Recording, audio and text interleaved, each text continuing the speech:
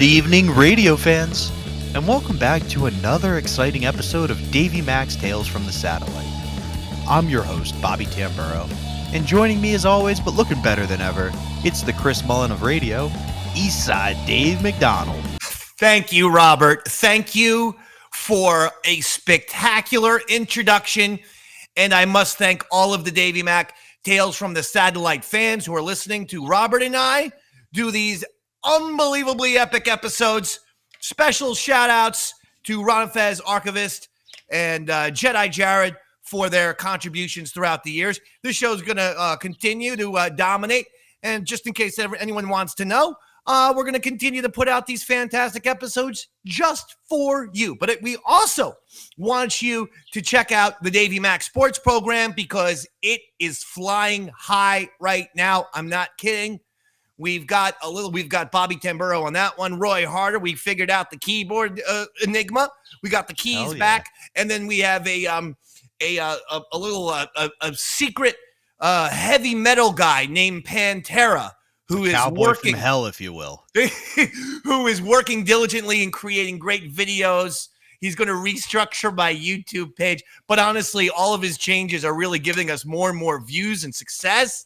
And so we're thinking 2024 to 2025, very big with that. Eastside Dave and Son Wrestling Show entering our 9th or 10th year. Holy soon. Cow. Yes, I didn't realize Stan was year. 10 years old. I know. It's crazy. We started in 2015, so we're a few months away from the 2025. But I have a special announcement. I have some, I don't know if it's bad news for listeners or viewers of this show, but maybe it is. I know in New Jersey, it's been met with some bad news, and that is that Beasley Media, that is the corporation which controls upwards of 70 to 80 radio stations across the United States of America. Beasley Media has had massive layoffs. They call it a RIF, reduction in workforce or something. RIF. Although, wouldn't that be RIR? Reduction in work. Yeah, workforce. RIR. That's not a good acronym. Regardless, they call it a RIF, reduction in workforce.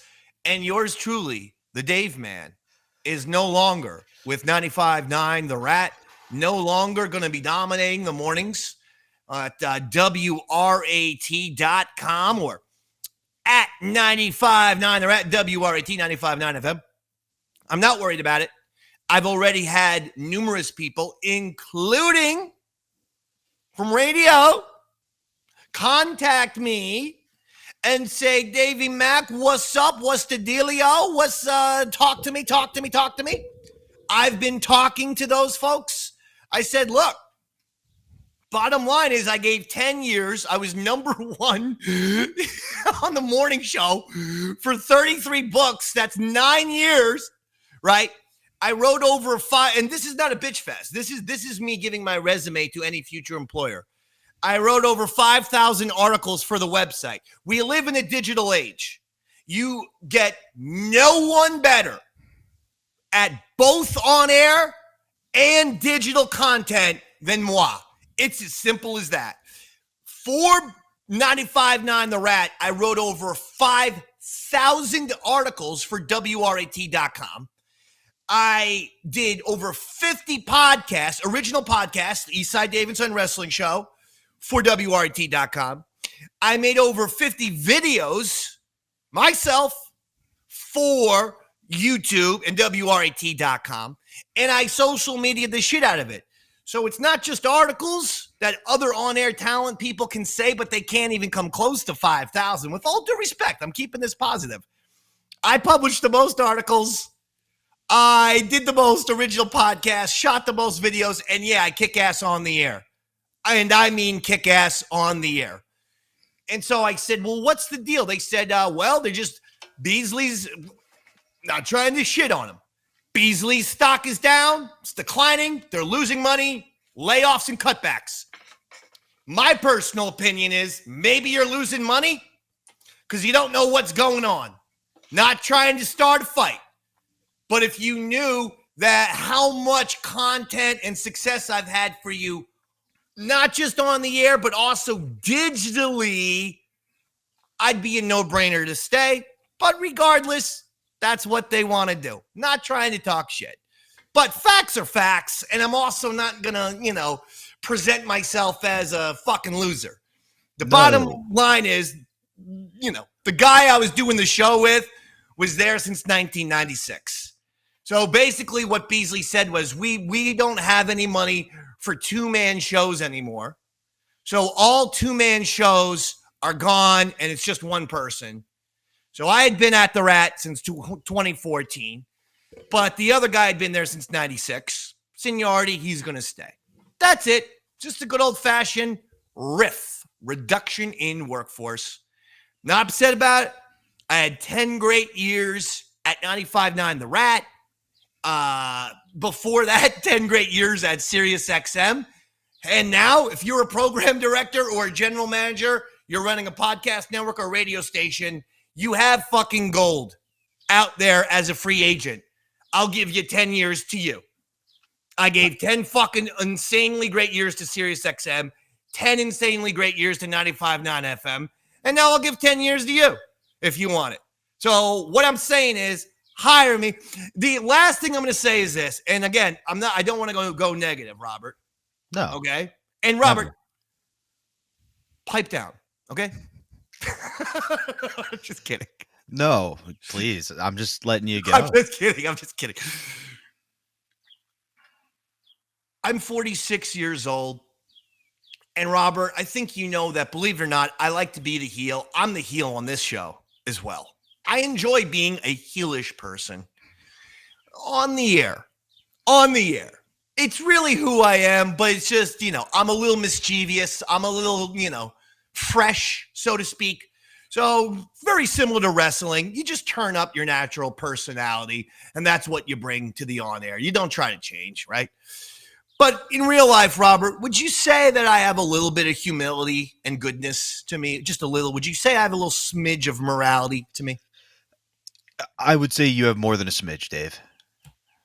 Like, I think you're one of the most supportive people. When I got fired from my job, you called me every day. And I want to phrase it that way on purpose. You called me every day. You reached out. You were there for me. You had my back. And, even from day one, you're one of the most gracious people. I mean, if you look at who's kept Bobo and Big A as a main member of their roster for 20 years, Jesus Christ, God love you. Yeah, if that's not what Peter brings up your first day at the pearly gates, I don't know. So, yeah, I would say it's terrible what happened to you. And most importantly, you snuck me into a couple Rat Fest things. Yeah. Well, we had a great time. We went to Metallica. We went to Metallica. And me and Roy went to Guns N' Roses and the Roger Waters dress rehearsal, where they just opened up the now defunct Izod Center, where the New Jersey Nets used to play in the Meadowlands. That place doesn't get opened anymore. Yeah. So Roger Waters used it as a place to do a dress rehearsal for his huge The Wall tour. And me and Roy went. We ate fucking shitloads of goddamn edible marijuana. And at one point, we decided just to sit in different sections all over the arena. So we were sitting in section 204 or something by ourselves. And I said to myself, I could eat Roy's face right now and completely get away with it. Because the music was so loud and we were completely isolated. I could eat a man's face during a Roger Waters concert and no one would ever know. That thought went through my head. But the reason actually why I brought up the humility is this. I'm 46 years old, young people looking to get into radio. I'm going to give you the best piece of advice I can possibly give you. Every single idea you have, every single piece of creativity that you have, every time you come up with an idea for anyone in business, demand the credit, make sure the bosses know the credit. And I'm just saying this to say it. I was way more important than they understood at Beasley. They just didn't understand the dynamic of the radio station. And I wasn't just I wasn't just the best digital content creator for them and a fucking awesome on-air talent. But when people, for instance, Jimmy Steele, for instance, right? He's the drive time guy. And he does like an hour where he wants to focus on the 90s. He said, Davey Mack, do you have a name for this segment? I go, call it 90s Palooza, right? The name of the fucking, it took me a half a second to think about the whole name of the segment is all branded all over the rat. Jimmy Steele's 90s Palooza. What I'm saying is between marketing, between promo, between even sales sometimes, okay, tons of contests and shit that we did at the station, I was always the guy who they would say, do you have an idea for this? Do you have an idea for that? Do you have a name? Do you have a thing? Do you have any suggestions or strategies? And I would always give it to them. They would use it. They would implement it. And it would be successful. I would not demand credit. I've learned that the guy who I did the show with for the last decade really didn't give me the credit.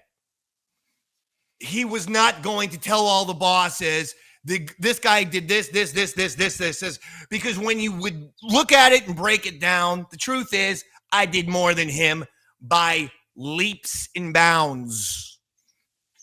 Yeah. That's the truth. And I'm staying positive here. But the thing is, so anytime, if you come up with an idea for your radio station, your company, you make sure the boss knows this is my idea. Anytime you come up with any tiny small suggestion, you make sure everyone in the fucking company knows about it. Seriously. That's my best piece of advice for you. Because I helped that radio station with so much creativity, and yet 90% of the people I now learn had no fucking idea I was coming up with all these ideas. Why? Because the guy, one of the bosses at the station, made sure that I didn't get the credit. That's what happened. And so when cutbacks and layoffs, and it's not just me, it was hundreds of people across Beasley Media. When those hundreds of people get laid off, they're going to lay off the people who are dispensable. I hate to say this. I was the most indispensable person at the station. If you break down the stats, just the sheer stats, the digital stats, the creative ideas stats, the podcasting stats, the video stats, the article stats, by the numbers, you can't argue with it. But seniority and a guy who is intentionally going to keep you buried, keep you quiet, keep your contributions quiet because they fear you, that happens in a corporate space. So I'm letting everyone who's in their 20s know, any idea, I don't care if your idea is we need more napkin dispensers around the water cooler. They're now the Davey Mack water nap. But if they put those napkin dispensers there, you fucking take credit for it. You tell everyone in the job. You tell your boss. You tell everybody. Napkin dispensers was my idea. Seriously. And then people go, wow, he comes up with a lot of ideas because I did. That's it. It was 10 great years. No negativity. Just reality and an honest, sincere, and truthful retelling of what happened. Having said that, no fears, no worries. It truly is on to bigger and better things. And I mean bigger and better. I've talked to 3 individuals from different stations / media groups. That's all I'm prepared to say. Good. But but I'm also not jumping. I was there at the Rat for 10 years after being at Sirius XM for 10 years. So I'm not ready to just jump in. So that's why I'm also saying, if you're a program director, or a general manager, or you're a radio person, you better be contacting me because I'm fielding all offers and I'm going to make the best decision for me. But you will be getting the most creative, productive motherfucker on the planet. No one can touch me when it comes to the dual threat of on-air and digital. No one. So understand that you'll be getting a positive guy, a loyal guy, and bring me onto your team. Davey Mack, free agent, gold, superstar, radio legend, now fielding all offers. And I'm not worried, Robert. I just, you know what? I'll bring it to Sirius XM. Talk to Al Dukes from WFAN. This is what I'm saying. All right? I'm talking to people. Yeah. Okay. I don't think this is a Kurt Warner situation where now there's a, Super Bowl winning potential quarterback bagging groceries. I think this is hey, you put in your good years for this team. Where do you want to go so we can get you a ring on the way out?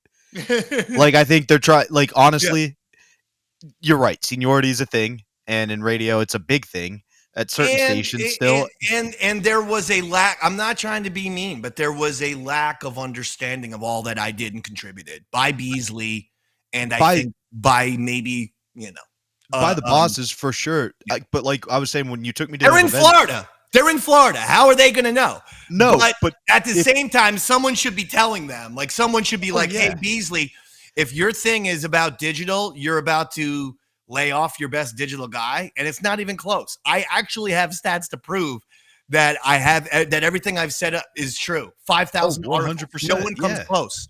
No one comes close. I blow everyone the fucking way. The next highest person is like 200 or 300. I have 5,000. Nuts. So it's not even close. So what are we talking about here? Anyway, that's the story with me and the Rat, but you will be seeing me at another station or another network quite soon. If you have a radio station, get your offers in right now.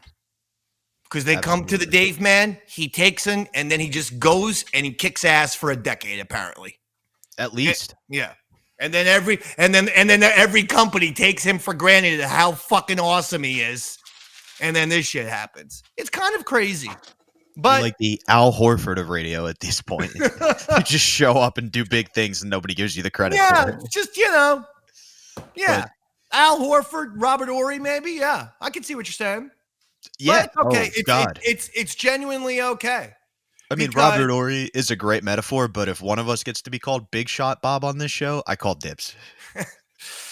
But it genuinely is okay because I always believe in one door closes, another one opens. And literally every time I've had a setback in my life, I go on to a better project, a bigger and better thing every single time. That actually has been the case. That it's always something better. So I'm prepared to do that. I just watched Dusty Rhodes' Hard Times promo on repeat several times. And I decided, okay, after the Dusty Rhodes Hard Times promo, I think I'm motivated and inspired, and I am. And the next place I work at, I'm going to kick ass. And that's all. And that's what Davey Mack does. He kicks ass, he takes names, and he makes everybody around him better, which is what we're actually here to discuss today. Is Davey Mack kicking somebody's ass, and in doing so, making them better. Not physically, unfortunately, but much like Chris Mullin, Larry Bird on the basketball court. Okay. We are discussing the time you decided to play Earl Douglas one-on-one for $1,500 in basketball. I love this so much. I needed a little victory today. Spoiler alert, I'm not going to lie to you. I fucking kicked his ass. We finally got the basketball game? Yep, it is ready to go. All right, Earl, way to go. Now we're 10 in. Is this people can watch it as well online? Can we watch this online yet or no, Earl? Not yet. No, it's not posted yet. We're just going to be us, and then Franken's cutting it down so we can post it on YouTube right away. Dave, your hair looks terrible. I know, and my wife is on my case. That's the first thing the baby's going to see. That baby is, going to be in pain. So you guys had the whole gym, huh? Yeah, it was a great job by Snot from FBA, who got us this Piers. Turn that down, Fizzy. I don't want to hear that. I don't know why. I said before, just put it up when we get to the playing. Yeah. I don't want to hear the play-by-play stuff. The Chelsea Pierce. Thank you so much. Earl, were you praying before the game? Yeah, I do that before. Before one-on-one basketball? Before anything, I pray. What were you praying? That you could win? Please, Lord, let me win. I was just praying for strength and just praying. praying. Oh, look at the way Earl throws the ball back. Yeah. Oh, God, you got no speed, Dave. He already. Yeah, he rejected me there. I'll be honest. Oh, Earl, you don't play fucking half-court basketball?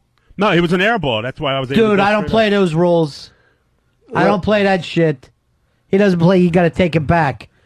You'll notice I take it back. Absolutely. That's got to be 100%. Look at that shot right there. All right, 1-zip already. That's a baby Chris Mullin if I ever saw one. I don't, I already know how this is going because I can see it in Earl already. It's not even a minute in. You're shooting from way downtown, huh? Yeah. Is that your plan going in, Dave? Look at Earl throwing the ball when nobody's even around him. I wouldn't count your chickens before they're hatched. Earl played some tough inside game, and nobody's moving. What is he doing? Stop. I think he's terrible. praying You're again. already bullshitting me. I'm looking at him and he looks terrible. Dave, those shorts are pathetic. boom. Has anybody scored yet? Dave hit one, yeah. Dave's up by From one way here. outside, too. Yeah. He's an outside player. That didn't count, but we did play if. Earl with a baby hook. Yeah. This little baby hook, Earl. Replay, nice. I know. Actually, I couldn't stop that shot. Why would a guy who's as short as Earl want to have a hook shot, though? Doesn't even make sense. Do you have your tracksuit tucked in, Earl? What's the story? He does. Do your socks? Earl just threw up an air ball from 15 feet out, acting like he was shooting from Oklahoma. Dave throwing the ass at him, working him inside. Nothing. You got no inside game. Already. Why is Earl on the court? First of all, he traveled. Throwing the ball out. First of all, he traveled, and then second of all, he elbowed me right in the gut. That's Come why I on, took the dude. There was 6. Look at you taking a dive. He wasn't anywhere near you. And Ron, he's complaining the whole time. He gave me a charge. I'm like, there's 6 people. That's what you can see me saying. I'm like, there's 6 people here. No one said I charged. So give me the fucking ball. Well, who's going to say it? Lily? Pitts? Well, no, we had a couple Chelsea Piers people who were going to call it straight. Oh, is that right? Yeah, we had Snot from FBA who got us the court. Thank you. Oh, Dave, you got nothing inside. You can't get up at all. No, those 18 And extra look, pounds. you should be stealing this ball off Earl the whole time. He's got nothing. Yeah, he's got no ability to get to the basket. Look, he's manhandling you. He's manhandling you. Now, this is what I said before. Earl has 1,500 on this game and is not playing like it. Yeah. Dave is playing the physical game just for fun. Shoots from outside again. Earl doesn't try. Oh, God. You can't hit a layup, Dave. You cannot hit a layup. Hey, this guy's calling a foul on me, right? I'm telling you, I'm getting to hack the hell. This is really bad. Oh, look at Earl blowing up. Yeah. He can barely breathe. He can't pick up the basketball. Earl, what happened to your calisthenics? Look at him. What happened to your calisthenics? What happened was when I took the tumble, he elbowed me in the gut, and I couldn't Stop breathe. being a sissy. You always make fucking excuses. He tried to call timeout there, Ron. That's what you didn't hear. Oh, Mr. B, he called 2 timeouts during the game. Well, How many does he I get? called the one time Why every is there time I close-ups shoot. of Lily while we're watching the game? And by the way, I'm a smoker. I was huffing just as much, but I play through it. And are you wearing white nurse's stockings, Dave, No, or is those- that your legs? Those are my legs. Oh, Fez. sad. Those are my legs. Bounce. Look at him. Earl, you can't keep your head up. You're just gasping. Where's your god now, Crap. Moses Malone? Earl, how old are you? I'll be 38 next You month. look every minute of it, brother. You look every I'm not minute gonna of argue it. with you. I don't think you're going to make it. The 38. Fucking pirate looks at 40. Here he comes. Again, close-ups of Lily. While the game is happening. This is an Oh, odd shot. my God, the bricks. What is the score right now? Is it still 2-1? 2-1 east side, 2-1. Dave. Outside again. I've never seen Earl Marvin shoots. Albert. Did you see Earl going for that bounce? Yeah. Earl can get up, actually. Well, his arms get up, but the feet aren't off the ground at all. That's true. But he's playing it all on the the top half. Let's say baby hook every shot. Baby hook. You got to go with what he Oh, can't. good. Close up of Lily. We're watching the video footage of Earl versus Eastside Dave. $1,500 on the line in this one-on-one basketball game. Oh, that was garbage. Dave. You look terrible. You look like someone's dad. This baby can't be born quick enough. Look at Earl. Suck it in. Look at the frustration on Dave's face. I know. We're both grasping for air, but Earl's worse. The guy who doesn't smoke, the guy who does but again, but Dave, you didn't take the elbow in the gut either. Oh, that stop was it. 5 minutes ago. We're watching this in real time. Get over that. Unfortunately.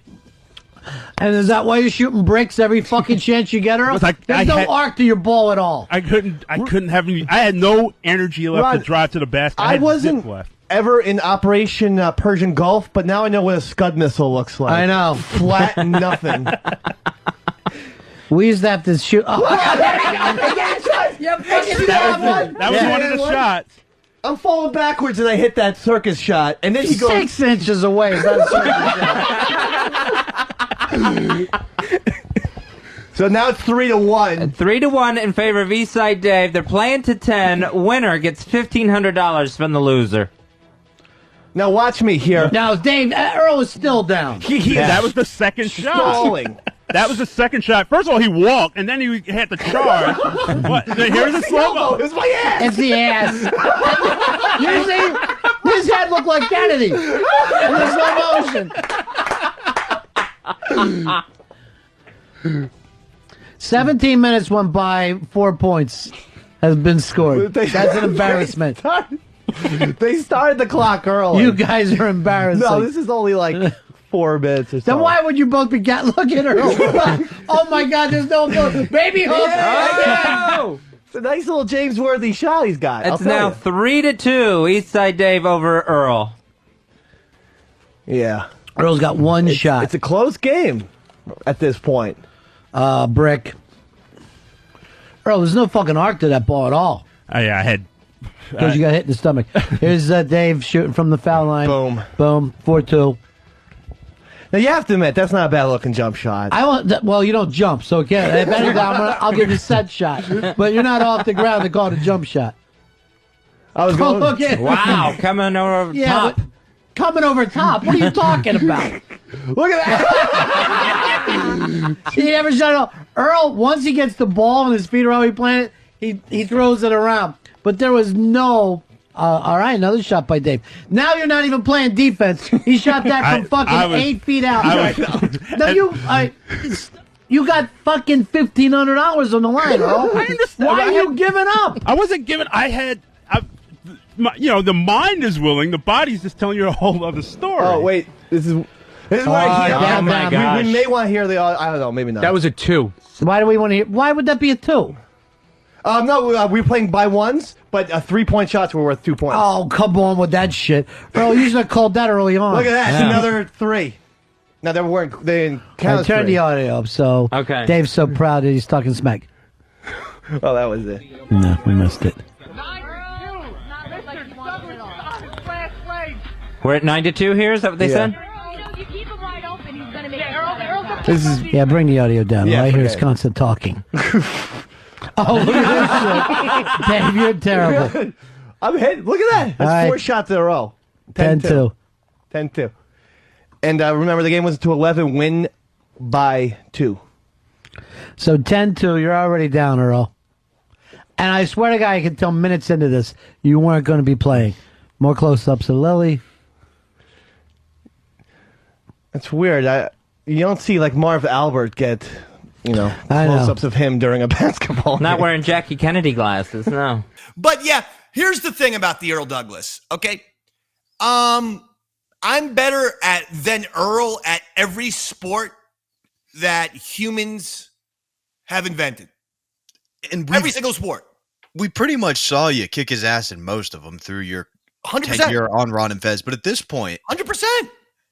Listen, I beat him in 2 different baseball challenges, which is the huge softball, the FBA softball tournament, where I was on one team and Earl was on another team, and both our teams got all the way through to the finals, and the Dave Man's team won 6-5, daddy.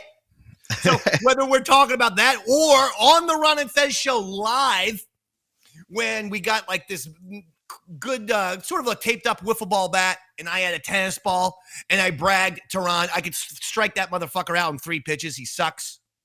And so we actually went out into the hallway and did it, and guess who struck him out in 3 pitches? Moi, because Earl sucks. Or any kind of running challenges. I had always offered to race him around Central Park. yeah. But yes, this was a basketball. Oh, the fumble challenge, which is sometimes Ron would just throw a football on the ground, and whoever got to it, got to it. It was a demonstration of heart and determination. I won the fumble challenge every fucking time we played. Obviously. So yes, I wanted to show my high school basketball skills, and that, hoops.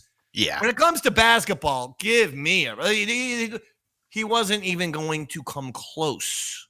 No. And the beauty is at this point, only you had struck him out. That was the only sports challenge that you had really done against Earl at this point. But even that, he had such a long legacy of failure athletically on the Ron and Fez show and Opie and Anthony that like nobody gave him the benefit.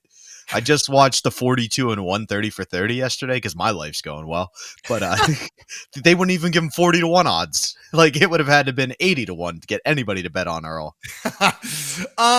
How did this bet come first about? Of all, I don't know, like how Earl, doesn't look like a basketball player. I hate to say it, but no. He doesn't walk like a basketball player. He doesn't move like a basketball player.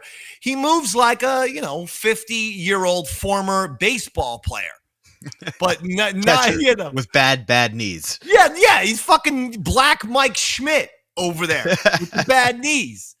But he never struck me as a hoopster. No, but you're Rodriguez. And I'm not going in a racial direction, Robert, but he being an African-American gent and me being a Caucasian American gent, well, some people put us, in a fucking basketball uniform. Which one's the basketball player? I'm sure a lot of people would point at Earl. But I'm telling you, once you got in his presence and saw him walk and move, you'd say, "Oh no, Daddy, he ain't no basketball player." No. And he had already earned the nickname as the fail dozer on the show at this point, so people kind of saw where this was going. How did you convince him to play you one-on-one? And then how did you convince him to bet $1,500 on the game? For starters, I did the exact same sort of smack-talking bullshit peer pressure that I'm doing right here, right now. I told him I can beat you in any fucking sport on the planet. And then I believe Ron suggested basketball because that's nice and easy one-on-one. It's hard. How are you going to play like football? Yeah. Or like, hockey. Right. You could do a goalie challenge or something, but like. And we had done the baseball. Yeah. We had done the baseball. So this was a slam dunk no-brainer. And as for how I believe I originally said 1,000. Oh. And it was because I knew I was going to fucking beat his ass. I had zero hesitation in fucking, losing to Earl. But at the same time, I knew that Earl wasn't, going to do any kind of fun bit or this or that. And quite frankly, I wanted the money. So I figured this will be fun for me. And since you already gave away that you kicked his ass, like at one point when he's paying you off the bet, Earl goes, how is Casey? Is she excited about this? And Ron goes, Casey's already spent the money. Like nobody thought you had a prayer here, Earl. No, it was unbelievable. I fucking I'll tell you, the guy is fantastic. Can I talk about when we went in the cab ride over? Please, so let's set it up. So did this happen post-show or pre-show? Post-show. We got Pitsy. We got Lily. Who else? Yep. Danny was there, and I believe the Cypher Films boys, because Franklin recorded the whole thing. Yeah, okay. Yeah, because we had, and it's difficult to find this video on YouTube. It might exist somewhere, and we know that the resolution will look grainy as shit. It's not our fault. This is like 2008 fucking stuff. Yeah, so it was a flip cam. And I'm not even saying we can find it. If we find it, give us a break with the resolution, but that's only if. Because it's hard to actually, I don't know why it's hard to find this thing. This was great fucking shit. By the way, now that I think about it, the video, I have a crazy ass fucking haircut. Yeah. Because I was involved in a afro war and a beard war all at the same time, and the biggest gainer, bet, an afro bet, a fucking beard bet, and then a biggest gainer, who could gain the most weight bet with the Opie and Anthony show. And you won all three. I won all three. But when I was doing the highest hairdo, the biggest afro competition, they tried to duct tape me in the chair and started shaving the top of my head until I fought them off. Right? They were going to shave my entire head, and I fought them off. And because I fought them off, I decided, no, I'm still in this because I had the back hair. But what you see is a shaved top head and then long back hair. Oh, so my daily look. But I mean, no one voluntarily does I'm going to have a crew cut on the top and then some sort of, bushy fucking, Krusty the Clown fucking thing on the back, bushy on the back. That's what I looked like for the basketball game against Earl. So that adds a little fucked up in this too. Oh, that's how it literally opens when they start showing the video. Is Ron goes, Jesus Christ, Dave, look at your hair, and you go, yeah. Casey said that's the first thing the kid's gonna see. I gotta do something. Oh, you have the video? No. Just they play the video on air. Oh, good. So like as Ron sees you playing basketball, that's the first comment he makes. Is he goes, Jesus Christ. But like you said, yeah, I look terrible. I was involved in a biggest gainer competition where I had to gain weight. Involved in a beard wars with Fez, and then afro competition where I had to put on hair, and they had shaved the top of my head. Of course, I looked fucking horrible. It wasn't my fault. No. But the So you guys meet after the show. You take the cab ride over, we meet after the show. We get into the cab, and I'm there. Mikey Boy was in the cab with us. Okay. I remember this for a fact because Mikey Boy started laughing when I was going like this to Earl. I go, We're driving. We're going to the pier. I forget what it's called.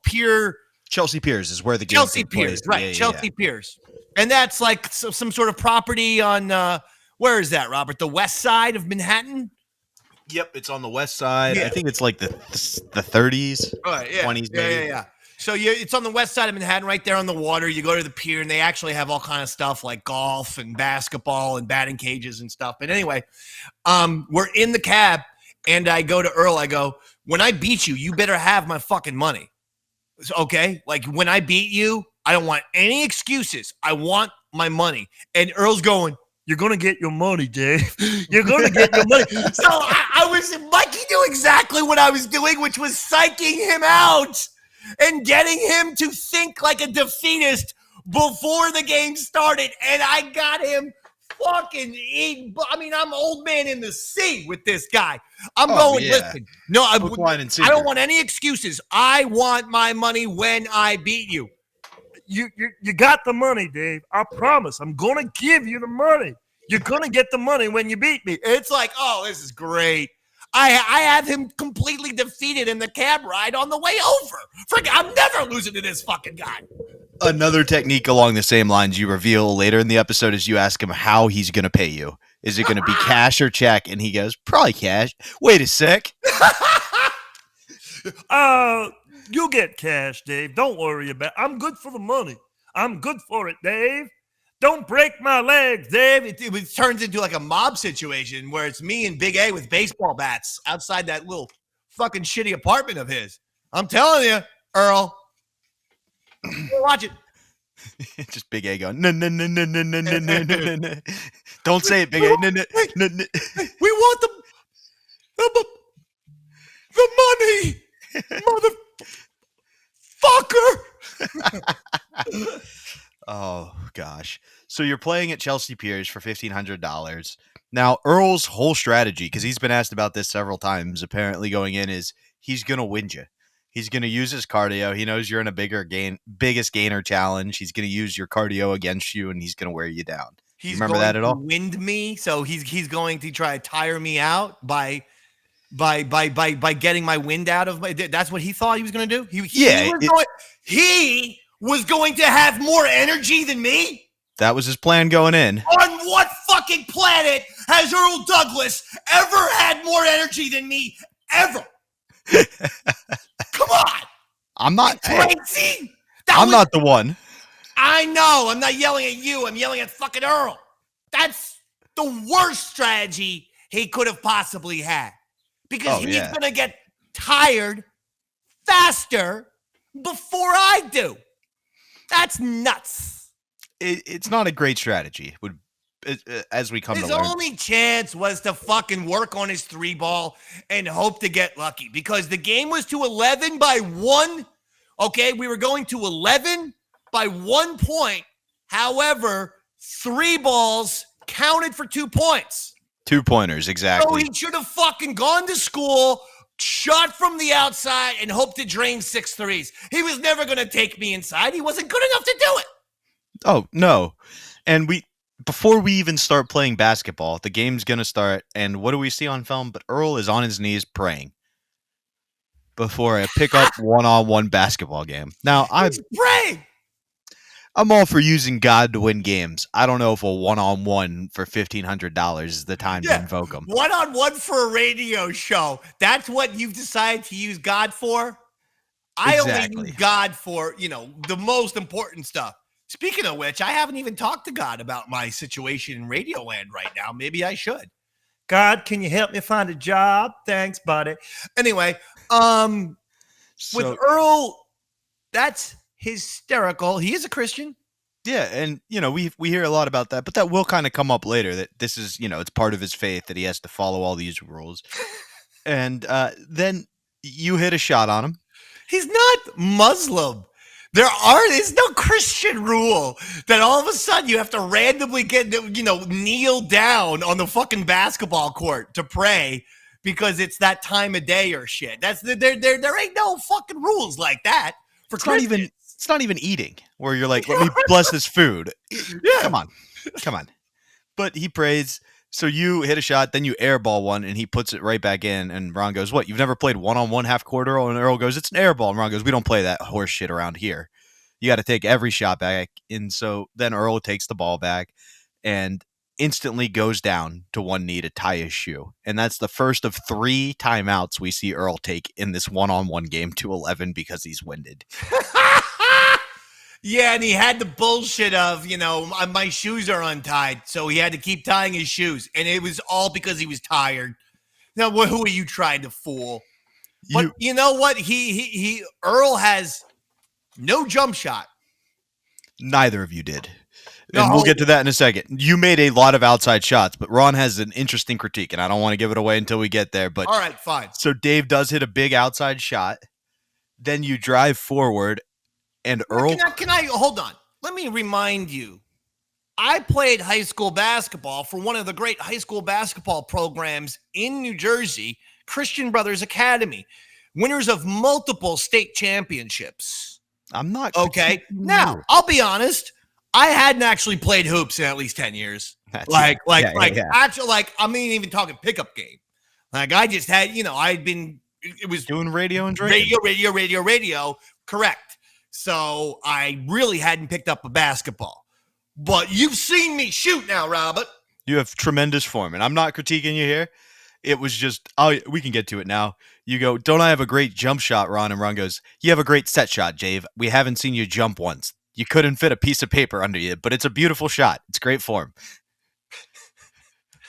Well, I mean, even if you're jumping an inch, it's a jump shot. And yeah, I suffer big time from white man's disease, which is no jumping ability and a curved cock. And I think the second one's Peyronie's disease. And a desire to take a machine gun and shoot up a store. That's what I call white man's disease. Curved cock, no jump, and desire to fucking light it up. Those are the 3 significant characteristics of white man's disease. I have it.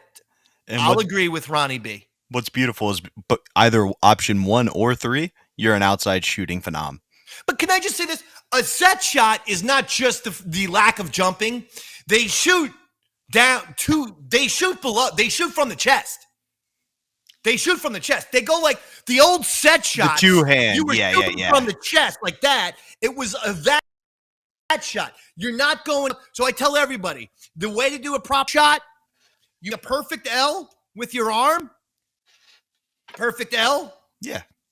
You then go straight up, and because the camera can't see it, when you go straight up, you just say goodbye to the ball. So it's L, straight up, say goodbye to the ball. That's a proper jump. That's proper jump shooting technique. Okay? I got that in I'm good to go. I got that in abundance. The set shot is more of the two-handed that. And that was actually kind of how Earl shot it. Earl also thought he told me he was good at hook shots. He was. That's how he scored his 2 points. Two fucking points is nothing. Both were James Worthy style baby hooks. And as Ron points out, the audience may not know this. Dave, you're about what, 6'2", 6 foot? Yes. Somewhere in that range. Earl's probably got 6 inches less than you. No, what the fuck? He's 5'11". Oh, is he really? This wasn't some kind of insane height disparity. He's shrinking now. When I saw him at FezCon, that's when I saw him too. That's why I was like, you've got 6 inches. I swear to God, I don't know if he's like, as he's getting older, he's becoming Mr. Magoo, but he did actually seem, A, senile, but B, he seemed insanely small to me. So I don't know if he is shrinking, but at this point, yes, 6'2", Earl, 5'11". But Ron pointed out, why would you practice a baby hook if you're playing Dave? Like, he's taller than you, shoot threes. And I was thinking of the picture of you and him where you have kind of like your arm around him. Maybe he's like hunched over a bit there. But the point being, the picture at FezCon? Yeah, that's why it makes it look like. Yeah. I don't know. Yeah, like that's what I'm talking about. When I saw, if you look at that picture, you go, holy shit, how tall is fucking Earl? No, Earl used to be a proper height, folks. I don't know if he's shaving his legs, every day, and then not just the hair, but actually like filing it down. Yeah, he's filing off like skin off of his legs to make himself shorter, but something's going on. Maybe. Yeah, he definitely is there any kind of Benjamin Button sort of disease except just like physically, like you shrink as you get older and older, and maybe like in 10 years Earl's gonna be like 16 inches tall, which would be just fucking hysterical. It's called osteoporosis. Typically, you only find that in women, but I guess it could fit Earl, too. Earl, honey, it's your grandmother here. I suffer from lots of things, including osteoporosis and dick-in-my-mouth disease. I got a bad case of Hitler's dick-in-my-mouth disease down here in hell. Earl, honey, please adjust the thermostat. It's so hot. All you had to do was pray for me, your sweet grandmother, and not selfishly pray for a victory at the basketball game. You praying for a sport doomed me to eternal hell, Earl, baby. Especially, like, if you're gonna pray to somebody to do well in a game, if you put up the type of performance he did, you kind of are dooming them to hell. Like, if Jason Tatum texted Kobe and then broke his ankle the first play of the game, either Kobe's saying, stop texting me, I've been dead for 2 years, or, you know what I mean? You kind of spit on his image. Yeah. Earl. No, but, Earl, if it was spinning the hits, feel free to pray to me, but otherwise, please do not invoke my image. Yeah, you got to use God. You got to use the prayers for something much more substantial. Much more substantial. And by the way, whenever I do a prayer, I'm just going to show you my praying technique. I always throw a few bones for everybody because I feel like maybe the saints or the ancestors can help me. So I go, God, can you please help me get, this such and such? Please, God, please. Also, God, please make sure everyone in heaven is feeling great and all my ancestors and saints are feeling nice and happy in heaven. Okay, thanks, God. So I feel like if God doesn't answer the prayer, that is kind of maybe one of the ancestors and saints. Yeah, we'll give a little magic dust on me. Absolutely. See? I do the same thing. I outsmarted you, God. And you probably don't want to yell that. You know what? I don't want to yell that. I want to rescind that right now, God. Okay? But I do the same thing, especially if it's something a little questionable, where you're like, all right, Grandpa Tamburo, I know you'd approve of this activity. Help a brother out here. But so he prayed. It's close. It's like 4-2. I don't remember the exact score. And you're trying to sell it. You're like, let's not count Earl out of it yet. And Ron just goes, Dave, you can't even sell me on this. It's a terrible game. You're going to kill him. Like, he knows right away it's not going to be good. All right, Earl, here's your chance to come back. Look at him here. He cannot even stay up. No, and he doesn't know what he's doing. Like, in Oh, terms my God, a brick! And he dribbles Like with he his head shot down. it out of a bazooka. This should be the game. Oh, God, you can't hit a layup at all, Dave. You never hit a single layup. You got to be... Look at Earl. Oh, God. He's not even trying. I told you, I play a Chris Mullin and Larry Bird type game. Way up. There he goes. Way downtown. Earl, you're nowhere near Dave. It's hard to even see the two of you in the same camera shot. No, just like the show, he starts repeating every shot. I know. I just like you're playing horse. I'm like, what are you doing? You can't shoot the three. I was giving him advice during the game. Oh, good. Close up of Lily. This is What, Earl. is this yet another timeout for Earl? This is his third time out, Fez. He's just stalling. It's really bizarre behavior. Why don't you flop again, Earl? I thought that was the game right there. I thought that was. Oh, look at Earl. No, look what he does. On his way down is when he starts fucking playing with the ball. He loves getting boards. Yeah, I know. That was my deal. He's when I the played worm. ball. I used to He's play the basketball worm. He doesn't want ball. to shoot. That's kind of hard though in a one-on-one situation.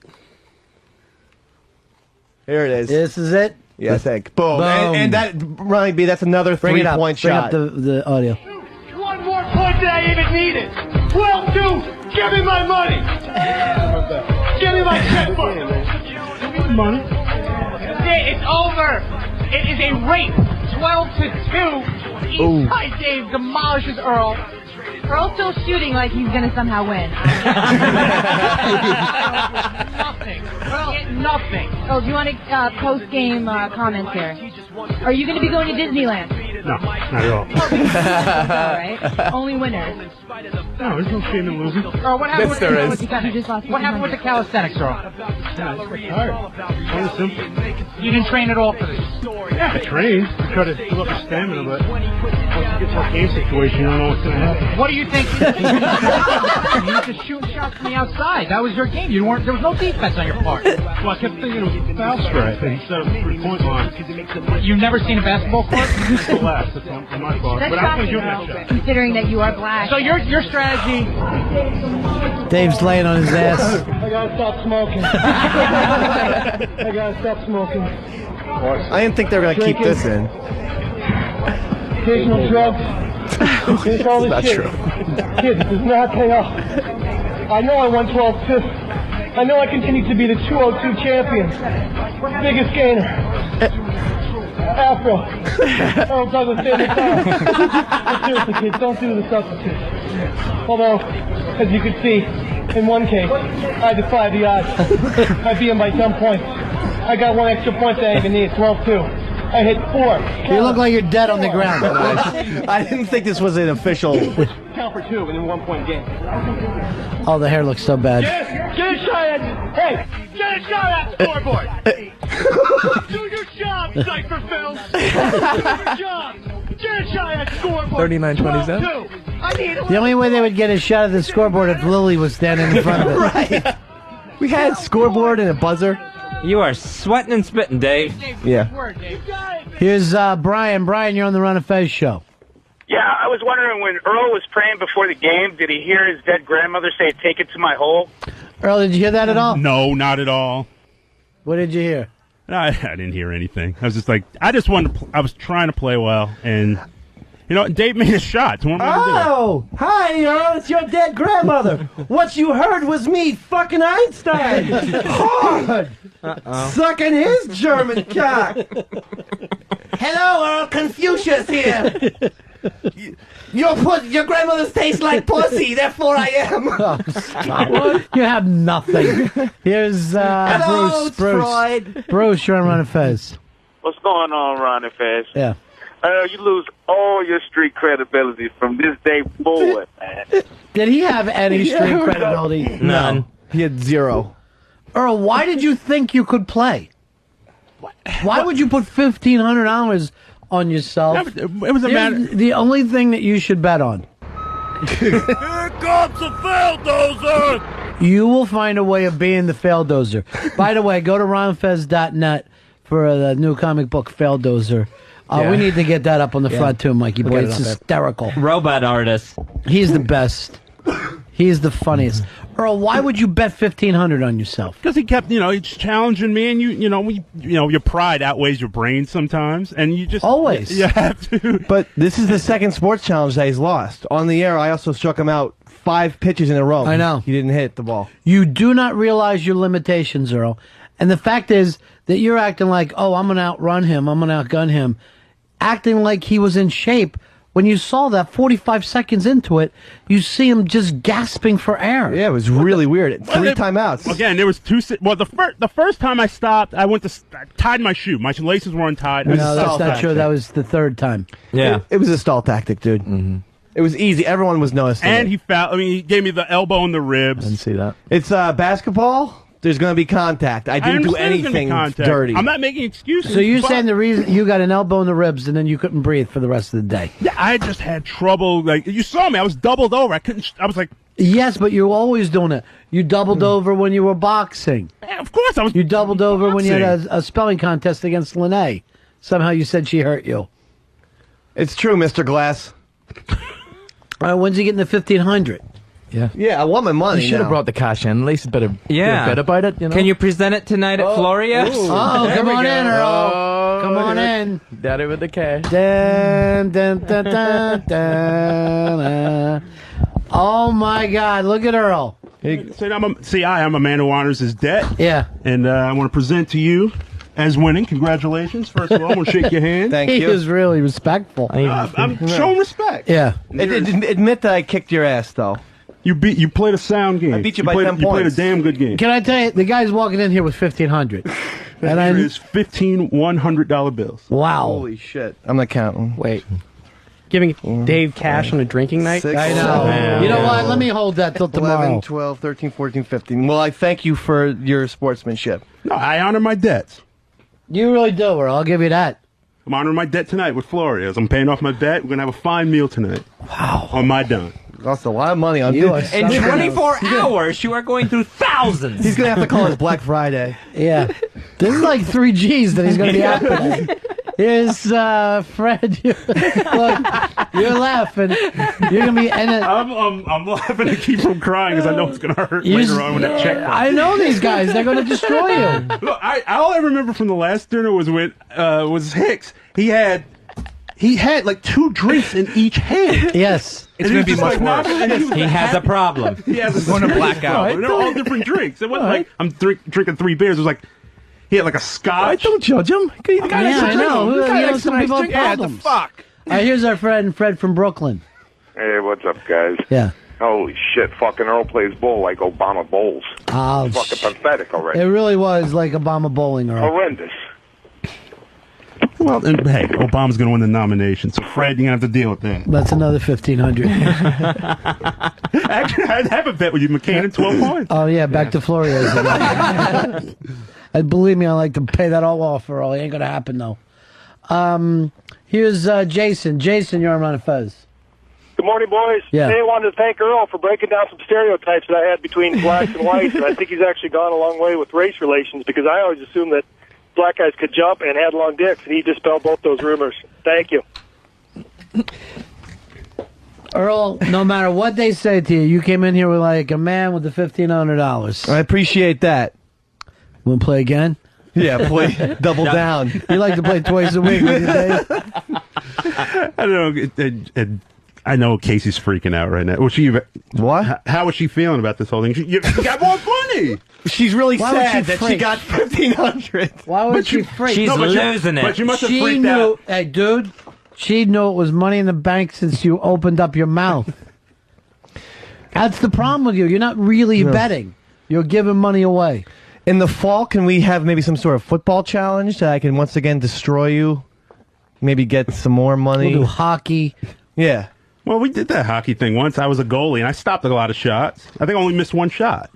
I don't even know what you're talking about. 1027 WNEW, New York. Ron and Fez, 1027 WNEW. All right, Wonder Boy is just this sissy kid judging other people's art. You just grew up Like being a little art kid? No, not at all. I played ice hockey for my entire life. I mean, it's not that I just You started did art. playing ice hockey as a baby? 4 years old. 4 years old? Yeah, 1980. And you still play? Yeah. How good are you at ice hockey? I'm really good at it. That's the thing. It's not like I only just sit around and paint pictures. I'm really good at hockey. You know this whole art fag No, thing. if you got offered a pro hockey contract, wouldn't that be selling out? Since you should only do anything for the love of it. Hockey isn't necessarily an art form. I mean, there's an art to it or whatever to be good at, but it's not like again, hockey's not one of the fine arts. I mean, hockey's a sport. G-Vac's going to fight you on that one. Right. Hockey is a great game, and it's a great sport, but that's different than fine art. By the way, GVAC wrote a good thing saying that the photographer is saying it's the camera does all the work. That's like saying for Babe Ruth that the bat does all the work. Well, like a hockey stick. Everybody can pick up a hockey stick, but you have to be decent to shoot with it. I mean, you really can't compare photography to baseball. You know what I mean? It's not. I'm not saying the camera does all the work, but the camera is the thing that's capturing the image. And the problem is that the image is already there. It's just for people to take. Whereas if you make a drawing, you have to make it yourself, and that's where the difference is. What are you better with, a paint stick or a hockey stick? I'm really good at hockey. I mean, art there's not good or bad at. I enjoy art, but I'm really. How good are you at hockey? Scale 1 to 10. I almost played for professional roller hockey. Everybody almost played. That's the beauty. Right, yeah. Everybody almost played. Here comes Mikey D. I played hockey. Uh-oh. I played semi-pro hockey. So. Did you? Oh, yeah. The roller or the ice? Ice hockey. 4 championships. Where was this? This was in Long Island. What level? Low level, but still. Well, why? I mean, you didn't play at all. I know. He's semi-pro. Why are you putting down what he's done? No, I'm not putting it down. I'm just saying that, I didn't, I mean, yeah, you played semi-pro, and that's good. I'm not saying I played semi-pro, but I'm saying I'm really talented. I'm really good at hockey. I am really good. I mean, if you played at low level. All right, here comes Weeble once again into this. Where's Billy Staples coming through? All right, come on. Yeah, you can come in, Billy. Let's not even talk hockey. All right. What a joke. Because one of these guys can do radio, and they're all championship hockey players. Yes, they all have the cup. You know what?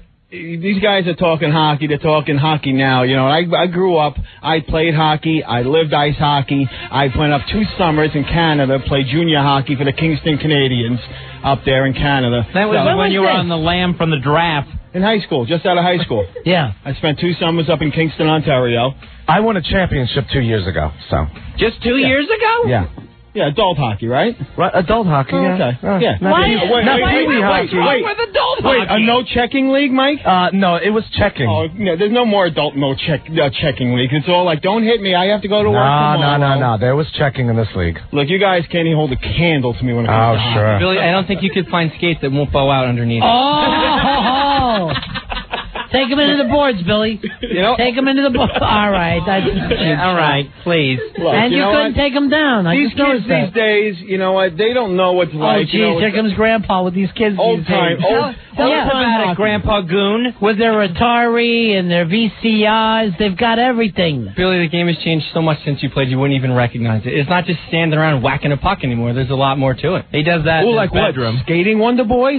Yeah, something I guarantee you couldn't do, fatty. Now, can't we keep it on a hockey level? Who would let you play with that stupid friggin' haircut with a helmet on? No, don't grab the mic out of my hand. Everything becomes a fight here. Everything. You know, you're a little worthless little prick. You weigh nothing. You come near me, you send you through the boards. Billy, you couldn't catch me. You could not get an angle on me. I would blow past you like you weren't even playing. You can't let go of the boards probably without skating, like the little kids at these ice skating sessions, like little baby steps. All right, maybe some of us have trouble at Rockefeller Center. All right, maybe it's their first time. Maybe they never saw ice. All right, let's figure this out. How do we settle this? Let's go, Billy. I would whoop your ass in a game of hockey.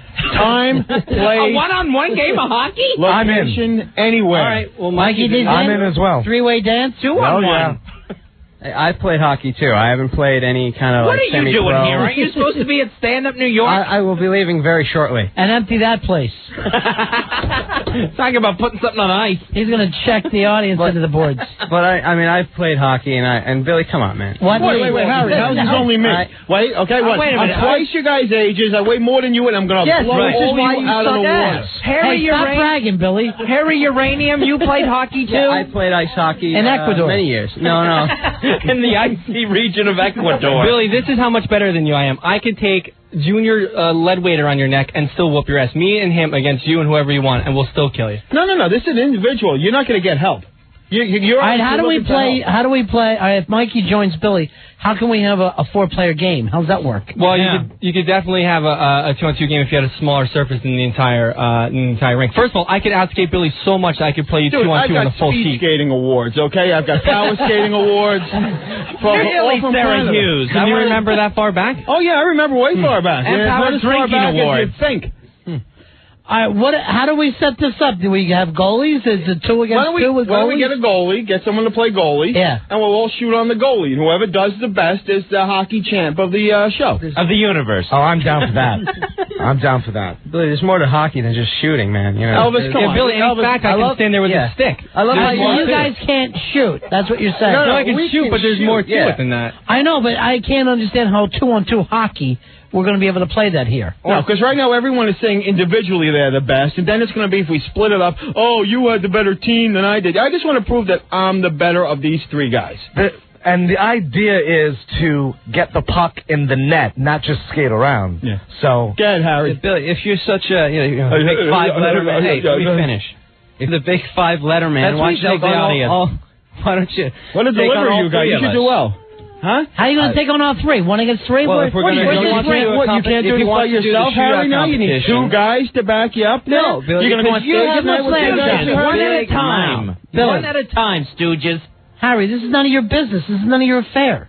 You're an idiot. You're an idiot from Ecuador. Get away. 3 against 1 now. We're trying to put together a contest here. And I live up to it. I bragged about boxing. I knocked out Perry. No, you weren't here, little kid. You weren't here. I knocked out Perry. No, I went Digstown, beat 5 guys in the ring. I have never let anybody down when it comes to my physical. I beat Al Dukes in the friggin' broad jump. And you raped that woman when she passed out. So that's another win for you. So please. Yeah, Billy 1, defenseless women 0. I am the only one in this room who has backed up my boasts. That's true. You can't say that. And a lot of the roast that we've had. We should have all 4 of us against each other. It shouldn't be no 2-on-2. We just got to get ourselves a goalie. That's all we need. All right, we get a goalie, we set it up, and what happens? Where's the rink going to be? Right outside. We'll do right outside the studio. You guys can be a part of it. Oh, there's plenty of room to shoot on a goalie. It's like a penalty shot. You know, you can go, you get 5 shots, let's say. We'll each get 5 shots. Whoever scores the most out of 5. Billy's asking for shots. All right, now, does everybody bring their own goalie? How are we going to work this out? I don't know. Billy is the one that suggested bringing in a goalie. Maybe he's going to find one for us. I know that he had mentioned something about Earl during commercials, about maybe putting Black Earl in the net. Black Earl? Earl, have you ever been a hockey goalie? No. Never. Nah. But I'm up for the challenge. No, stop. I'm shocked. Now, listen to Earl. You're ready. All right, but you don't even know if you're going to be a goalie or not. No, but, I'm an athlete. Yeah, that's true. If you're a shortstop, you can stop this thing. Because you're not going to be on skates, right? Earl doesn't have to be on skates, not if he doesn't want to be. No. All right, you want to be on skates, right? I would rather be on skates, yeah. All right, now, from what Billy's telling us, we're going to do it in the lobby. How are we going to be in skates in the lobby? Yeah. Yeah, I don't know. I think it's going to be up to the individual shooter if you want to wear skates or if you want to wear just street shoes. We're going to be in the lobby. How are we going to wear skates in our lobby? Well, I mean, gliding and when to move your feet is part of shooting and how you beat a goalie. I know, but we don't have any ice in the lobby. Oh, I'm sorry. You could use rollerblades. I'm sorry. It's a matter of putting the puck in the net. So it's just shooting the puck and getting it past the goalie. All right, now we're all agreed that Earl could be even though he's never been a goalie before, he can be the goalie. Are we going to see, 4 goals apiece against him? I know. What happens if everybody scores all 5 shots on Earl? Then we just go sudden death. Sudden death. Earl? No, no, we'll just go to a sudden death playoff. Playmate. Okay. Boy, if I score, then they have to score. If they don't, I win. It's 1 shot apiece. Sudden death. It's all about Billy. All right, let's go through some of these quick so everybody can get in their chance to... Earl, you're the judge here, so be able to go quick. We're trying to name this challenge. Who's the leader right now, Earl? Sherman with Escapades. Escapades. 1027 WNEW, New York. Ron and Fez. Frequency 1027 WNEW. Good evening, buddies. Hey, good evening. It's the Ron and Fez show live. It's all on the line tonight. It's the Big Askapades, Fezzy. Big Askapades tonight. The hockey shootout. Mikey D versus Billy Staples versus Wonder Boy versus Harry Terranium. It's going to be very cool. The three losers get shot at with the paintball gun. Our East Coast paintball gun is ready to go. All right, Fezzy, I'm looking at the net that the four guys are going to be shooting at. It's a big goddamn net, considering Earl has never done this before in his life. Black Earl is our official goalie tonight, and the net does look huge sitting out there in the green room. Here's Black Earl. Hiya. All right, Earl's been wearing his mouthpiece the whole time, Fezzy. His lawyer? Like it's the mouthpiece. Like it's the night before your first Pee Wee football game. I thought he hired Johnny Cochran to get him out of this. You asked your mom if you could sleep with your socks on, with your game socks on. How's your mouthpiece taste? Plastic. Yeah. Now, you saw the size of the goal out there. Billy Staples was screaming, "Regulation! It's regulation!" Earl, do you think it looks like everyone's going to get all 5 shots in on you? Another challenge.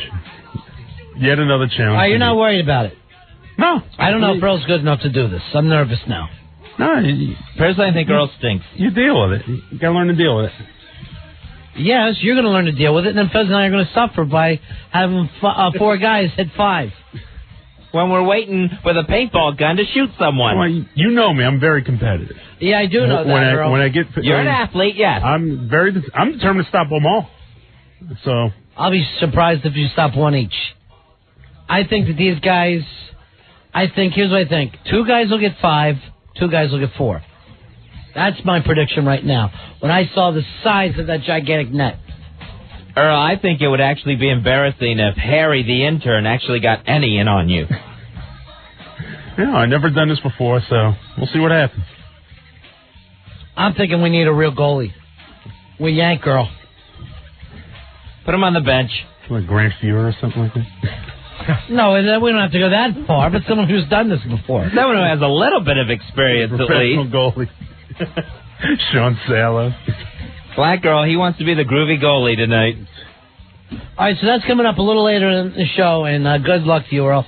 Good luck to all the guys, because remember, the losers get shot with a paintball gun tonight. That's right. The 3 losers, they end up getting 3 shots each. 1 from Ronnie, 1 from Fezzy, and 1 from the winner of the Big Askapades. Now, there's also a side bet between Billy Staples and who else? Wonder Boy. And between Wonder Boy, loser of that gets a Prince Albert. All right, so I guess, how does that work? Whoever goes out first or the lowest score between the 2 of them? Is that it, Wonder Boy, lowest score? Yeah, between Billy and I, if I score more goals than he does overall, then he's getting the Prince Albert. Or vice versa. All right. Unless Earl is 6 feet wide, everything's going to go around him. Earl's quite the athlete. I would not count. Earl's got good reflexes. I would not count Earl out as getting lucky a couple times and making a big difference in this.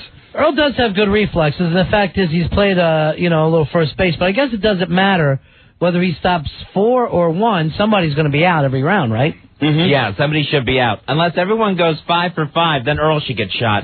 All right, Earl, that's it. If you give up 20 straight, I'm shooting you. On the run. I am not agreeing to getting shot. All right, here's the only other option, Earl. Bobby Pantera's coming in tonight. Bobby Pantera's played in goal before. Now, does it matter since they're all facing the same goalie? Or does just Wonder Boy face Bobby Pantera? And look at his head. It's a big shocked looking side to side. Somebody in this room help me.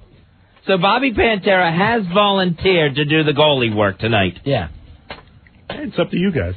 Because you now, I'm nervous about you, Earl. Earl, I'm just afraid you've only taken this job to get the free mouthpiece. We got to get Black Earl suited up. Where is Black Earl? All right, we'll find out what Black Earl's status Earl, is. you got to suit up. We need, I don't know how long. I heard this takes a little bit of time. Okay, no, I'm ready. All right. You're going to go like that? No, I'm not ready now, but I'm ready to get suited up. All right, go ahead and get suited up. Yeah. You got your mouthpiece? No. Been chewing on it all night. Go ahead and get suited up. Earl, are you going to give your best here? Or should we put Bobby Pantera in there? I wouldn't give anything else. And you have our promise. I know I don't even have to do this because you're not that kind of guy, but you're not going to favor any one of these guys, No, right? everyone's getting a fair shake. Yeah, that's your way. I know that. He wouldn't, even if you asked him. Oh, I know. Even if you asked him, because he's going to feel bad every time the puck gets past him. Everything is set up in the green room. The goal is set up. Earl is in complete pads. Black Earl's going to be the goalie for this. The way it works is each guy's going to get 5 shots on goal. Whoever comes out the winner, the other 3 get paintballed. And we're going to head on out to the green room. Fezzy, I'm out here in the green room, and here comes Earl. I got to see this. Not since rollerball have I seen... Earl, how you feeling? I am Iron Man. There he is. There goes Earl. Now, Earl, do you need to take just a couple of practice shots on goal so you can get a feel for it? Why don't we let Jay just shoot on them a little bit so nobody feels like they're giving their tendency away? Or Bobby Pantera could even try if he wants, so nobody feels like they're giving their tendencies away. And give him like a normal shot on goal. See how he does. All right, he blocked one. All right, he's got a feel for it.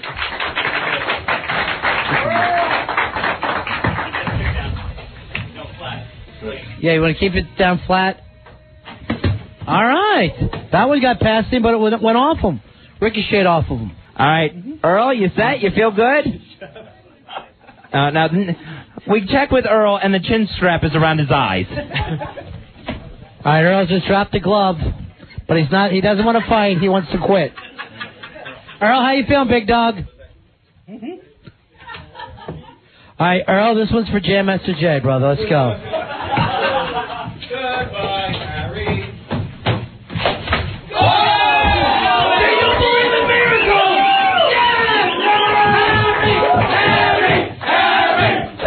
Harry makes his first shot.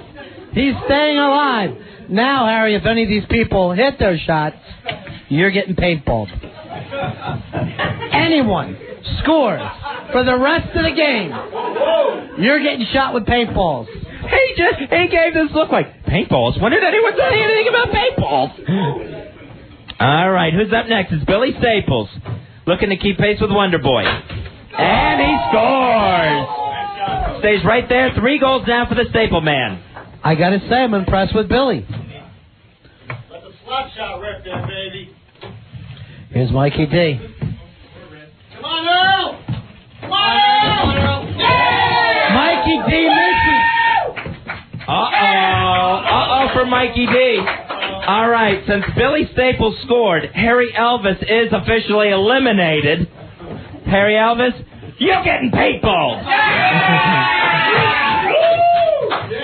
Mikey D in a bad spot in second place. Wonder Boy and Billy Staples tied for first as we start the final round. He hit that again. Taking it on the inside. Wonder Boy impressing everyone. Earl went over in the hockey gear, in the goalie gear, and couldn't get back up again. He fell over like the kid wearing the big coat in Christmas Story. All right, Mikey D finds himself in trouble here in this last round, Fezzy. By the way, if I don't score here, Wonder Boy beats me. Woo! Wait a minute, let's go over this. Yes, you do have to score here, Billy. Okay, hang on, Billy. So, Harry Elvis, mathematically eliminated. Mikey D, automatically eliminated after that last shot. Mikey D, Lene, Daddy's getting paintball tonight. And this is Billy's only chance to tie Wonder Boy. It is blocked! Black Earl blocks Billy's last shot in round 5. That means the winner of the first annual Ron and Fez Big Escapades is Wonder Boy. Decided in one round, Ronnie. Billy, Harry, Mikey all get the paintball gun, and Billy Staples. What's going to happen to him?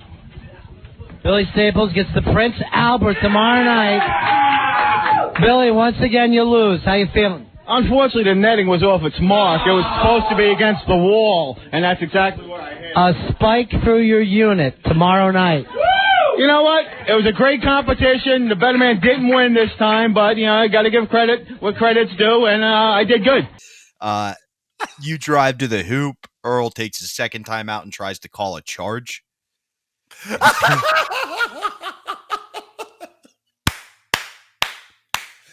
I'm sorry. I know I'm a sports fan.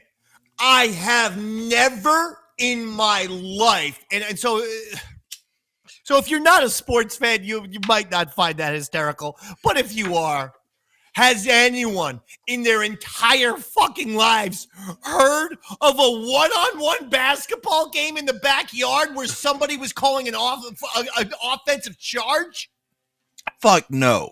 That's like almost ridiculous. Impossible to even do. Because if the only way you could call it is if it's a ticky-tack, like he pushed me, and you're not going to call that in one-on-one. No! On one-on-one, is he saying that when I was dribbling with the basketball with my right arm, guarding the ball, good technique this is, that's an offensive foul? Because it ain't, bruh.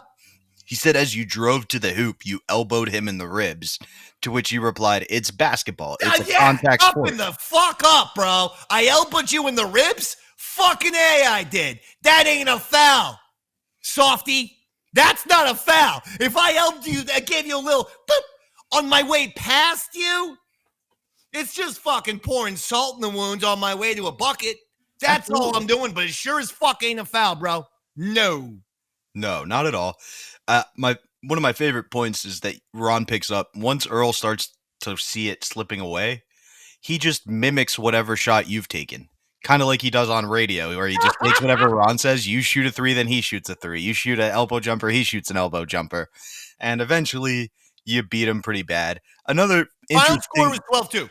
12-2, exactly. And you were playing to 11, which means you hit a 2-pointer to win the game, just to rub salt in the wound. But I went on a streak of hitting my last 4 2-pointers. Oh, that didn't really get brought out on radio, so thank you for letting me know. This is my point. We both started the game looking like absolute shit. I can't believe it. My handyman, Jesus, is looking out through my goddamn window. I'm still recording and am going to be recording until 2, like we discussed. My fucking ceiling fan broke, and I love him. I'm trying to be positive here. I love Jesus, bros. I love him. But I give him a text that says, the Dave man, for all the dogsies out there, all the patrons, he's recording it at noon to 2. So if you're going to fix the ceiling fan, do it before noon or after 2. And then a minute before we record, he's here banging on the window, as Robert knows. And now he's back at 1 o'clock. Do you think perhaps you yelled, I'm smarter than God, and then Jesus showed up? Do you think that's a coincidence? Don't answer that door. He's not going to be happy. I should be a little nervous that Jesus is here after I'm... You know what? God, I apologize. And because I am a Catholic, oh my God, I am sorry for my sins in choosing to sin and failing to do good. I have sinned against you and your church. I firmly intend, with the help of your son, to make up for my sins and to love as I should. Amen. And the Father, Son, and Holy Spirit, man. That's called an act of contrition, bitches. All right, now, and that absolves you of everything. It does if I'm a priest, and given my lack of sexual record, I think I qualify, so you're good to go. So where were we? So we were at the game ended. Ron points out at one point. But made my last 4 or maybe 5 shots. And I think in a row. And I think Ron kind of alludes to that by pointing out that Earl he's got $1,500 on the line, but you can't tell by the way he's playing. Like, he's just letting you hit these shots. The game ends. Earl takes a third timeout along the way. One of my favorite points to note, though, is throughout you just hear, oh, look, it's another close-up of Lily. Who did? Well, I'm going to tell you exactly what. That's Frank. Those were the goddamn Cypher Films guys. That was, and you know, I actually love Dean. He's great. Franklin, haven't talked to him in a long time, but they were getting all the little, video shots of Lily that they could. She was the Henna Storm of the group. Let's not forget Pitsy was there as well. It was sort of Pitsy was supposed to be your announcer, Lily, your sideline reporter. And I'll be honest, Earl's fucking game was so ugly. UGLY. He don't got no alibi. It was ugly. That I believe that Lily, we might as well show pictures of the nice looking lady. She is very much the Erin Andrews of the Ron and Fez show. Like, she's hot because there's nothing else to compare her to. You know what I mean? Lily, Like, I hope you heard that. I was going to set you up with her. You know how much she loves weed?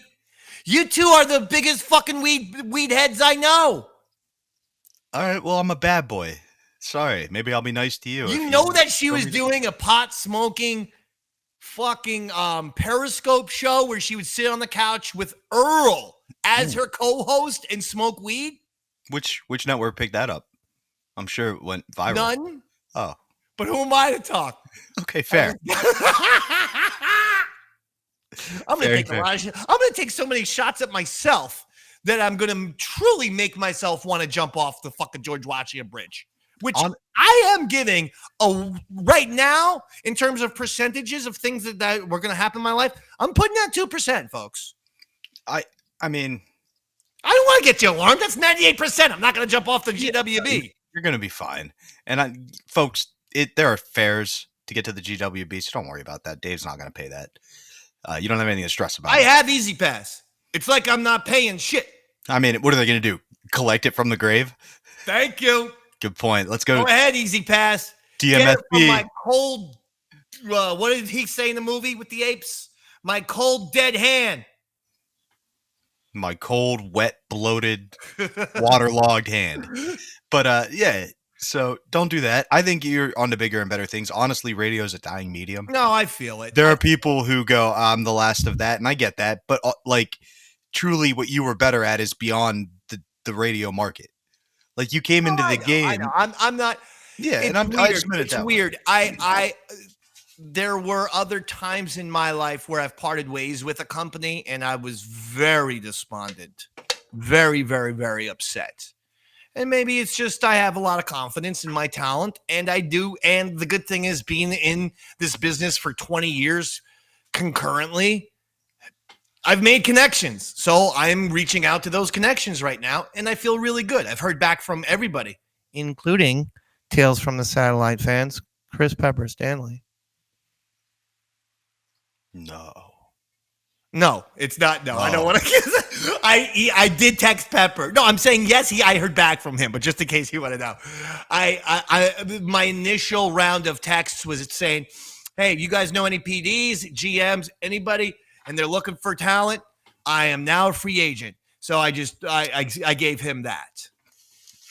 So I know a network, but he did reply. He GM replied in a very timely manner. So, Chris Pepper Stanley, you get 50 points for replying in a timely manner. That was excellent. I don't even need like super fast replies. I just like day of replies. You know what? If I text you at 9 a.m., no one's so busy that they can't get back to me by like 7 p.m. And if they are, and they send you a text, you understand that. Like, you're not unreasonable. You might get frustrated in the moment, but if they're like, sorry, I was at my mom's funeral all day, you're going to be like, oh, my bad. No stress. You're a very reasonable human being. I get that, Dave. That's right. So it's funny. I've reached out to two people we discussed here on Tales from Satellite, Chris Pepper Stanley and Al Dukes. How funny is that? The Ron and Fez connections. Unbelievable. I mean, don't get me fantasizing about Al Dukes producing the Dave and Chris Pepper show. Because Jesus Christ, dude. No, you know how good that would be? If Al Dukes was your guy's producer and I could sit there and be part of the team, kind of $80 zillion, it would be an amazing show. But no, Probably a month. I'm reaching out to people just saying, hey, talk to your PDs, talk to your GMs, talk to anyone. Superstar free agent now available and certainly in his fucking prime as we speak right now. Creatively wise, content wise, it's not even close. I've never been more creative and productive in my entire life. I got a zillion fucking ideas. I'm fucking crazy. I'm exploding with ideas right now. He really is. Want fucking pure energy and loyalty, which I have. And passion. And passion. Somebody who enjoys what they do. Somebody who, and I don't mean this facetiously, yells at other people when they're not in a good mood doing radio and reminds them like what a privilege it is to be doing that. Like, that's a good guy to have around. And speaking of press conferences, you actually give yours post-game. Excellent. Do you remember how you did this? No. You were, after hitting your 4 consecutive threes, you were a little winded, so you just lied down for the entire shit-talking press conference. Who was the guy? They used to show before the NBA Finals somebody every Mutombo. I think there was a year where the Denver Nuggets, when Dikembe Mutombo was their center, that as an 8th seed, they shocked the number 1 seed. I forget who it was. Maybe they like shocked like the Rockets or the Utah Jazz or something, to my recollection. And they had Mutombo laying on the ground. And the camera just had a classic shot of Mutombo just laying on the ground, all happy. That was my Mutombo interview. That's beautiful. The only player I remember sleeping, because I'm a little younger than you, was Steve Nash. And he would literally bring out like a sleeping bag every media timeout and like between quarters. And it was like, this doesn't look cool like Mutombo doing it. This looked like you're a prima donna. So a little different, but I thought it was very entertaining. Some interesting takeaways was that Franklin couldn't even coach Earl. Well, I mean, Franklin's not a great basketball player either. I don't, what was he going to try to do? What was he, Pat Riley, this guy? I mean, what he was just trying to be like, come on, Earl, you can go hard. And Earl's quote here was, come on, you go hard? I don't remember the exact That's his quote. coaching advice? Come on, go hard? He was just more cheering him on than like, use a drop step here. Or it wasn't fundamentals. It was like motivational, trying to pep talk him. I see. But Earl's response was, my mind was there, but the body was weak.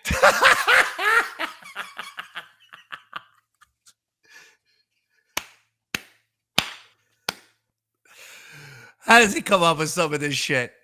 Without trying, sometimes he could say the funniest shit any human being has ever said. That is perfect because it's like he is talking like he's Muhammad Ali having gone 15 rounds with Joe Frazier. He's playing an out-of-shape, buzz-cut, bushy, long-haired fucking asshole redhead at goddamn pier in New York. It's a far cry from what he just said. But I give him credit for being poetic. The other thing that gets pointed out is, I think it was Mikey Boy, not Danny, who was there now, is that he did lose the game in the car. And that we talked about Earl on the way over. Mikey Boy vouched for that story? He did. He's the one who told the story. He was like, you lost the game in the car, didn't he, Dave? And you were like, yeah. So you pointed that out. Mikey Boy was the witness. I had Earl Douglas completely defeated on the cab ride to the game. That's a fact. You were in his head. Question my smack talking ability. That right there in the cab made me a $1,500 richer human being, and not without really like breaking too much of a sweat too. It wasn't like it was 12-10 because you had to win by 2. It was 12-2. 2, yeah, 12-2. 12-2. Not 12. There's not another number coming in case anybody thinks there is. 12-2. He made 2 shots. And I made less than 12 because I hit a bunch of threes, which count as 2s. But that's the point. I believe you hit 4 threes, which would have given you 8 points, and 4 regular shots, which would have brought you total to 12, making 8 total shots. So you so kind of even if we're doing shots, I won 8-2. But the other thing is, though, like I said before, those 4 threes, they were all in a row, baby. I fucking heated up and went boom, boom, boom, boom. That was impressive. I don't give a shit what anyone says. No. And it was a clear victory for Dave. You pointed out you're the best at everything in your trash talk at the end, and we'll have the whole video, hopefully, and if not, we'll have the whole audio where you get to hear that. But this is a story of Dave victory, but it's not because you won the basketball game. It's how in doing so and humiliating Earl on the court, you actually turned it into arguably Earl's most productive day of radio ever. How so? We'll find out right after these brief commercial messages. Here is, let's go to Chris. Chris, you're on a fez. Yeah, Earl, get your money back, double or nothing. Would you like that? I think he can do it this time. Here comes the Feldozer! I would like to see one superhero in a really slow Feldozer. Just driving along. Double or nothing. I'm going to think about that one. Don't think about anything. You can't do it. Why don't you just do this? Open up the window and start throwing the money out like it's confetti. Damn, my pocket feels warm. Oh, wait, no, it's just all of Earl's money burning a hole through it. Sorry. Yeah, it'll be in your liver before the weekend's over. That's great. That hurts his feelings. Earl. You really got him on that one. Yeah, crazy weekend to look forward to. You got me. What are you going to do? Go party with all your money? Go take your money and have fun! Hey, let's go to Andrew. You're on Run Fez. Hey, it seems like everything we're shooting, Earl's got a problem with. Basketballs, pictures, loads, doesn't work. You know what? There's too much to even go through. Here comes the Feldozer! Earl, what was the most difficult thing for you? Was it not being able to take a picture or finding out you couldn't play ball anymore? When I found out I didn't have a good outside shot at all, that was the hard part. I was like, oh my God, I got nothing today. Worse than when you found out you couldn't take a picture? I can take a picture. We already went through that. You cannot. I disagree with you. I think I take very good photos. But what's the rest of the world say? Well, the current world in here. The current world. Not in here. Group of Go to people. ronfez.net. How many pages is that? It's a pretty big. It's a pretty long thread. Yeah. People trashing Earl's Yeah, pictures. and I mean, if you pick up 5-6%, I'd be surprised, Earl. I mean, again, and that's their And what opinion. about your model? Well, she wasn't happy with the picture. She said she felt raped. I didn't. Well, Lily, you were the model for Earl. How did you end up feeling about that after it happened? I felt embarrassed and humiliated. And you even and asked awful. Mikey Boy to take it down? Yeah, because I hated that And he picture would not. so much. Yep. He said, look, bitch, it's staying up there. Mikey was all drunk in the bar, showing everyone the text message as well. Oh, all right. Really? Mr. Honesty, Mooch. Oh, he's a nice guy. Mikey's a nice guy. I'm going to miss that mooch. He's never mean. Well, no, it was kind of like, well, look at the text I just got. Oh, yeah, because it's so weird. Well, so you're like Pizza, you get drunk and just do weird text messages. Really? Pitsy's still after you? No, he he does it with everybody. Guys, girls, it doesn't matter. I know you and Deb. There was a period, embarrassing. that we were getting dirty text messages. Harassment. He's being very quiet there, isn't he? Sensitivity test is necessary these. So we said that we would do a photo shoot where you could take pictures of Earl. Yes. And we were going to do that later today. And Earl, maybe this will make you feel better about losing the 1,500 at yesterday, and I'm sure another 1,500 today by the time we go to Florios. you know what? I'm proud of my body. And why not? Let's do it. You want to get out there and rock it a little bit? Yeah, I'll show them what I got. You want to peel down? Yeah, I'll peel down. Let's Doubled do it. over in pain? Great. I want a close up of your asshole. I do have an outfit for Earl to wear, so he'll need to change into it. So this will be Lily's chance to take a sexy photo of Earl. Exactly. Should we look at the outfit now before he gets into it, or should we? Sure, have you seen it, Earl? I've not seen it. He has not seen it. And you're excited about being her model. So, you know what? I'll feel pretty. Should we look at it first, or should you I'll go surprise grab us? it real quick. Do you have like a little robe too for yourself? I have a robe. Let's do it. Yeah. Is he going to This keep is his the gayest socks? show ever. It's a very small bag you're bringing in here, Lily. I know that much. Is he going to keep his socks on for the photo shoot? Socks off. I'd love to see those toes, All right, Earl. hold See if on. they I'm exist. pulling it out of the package here. Uh-oh.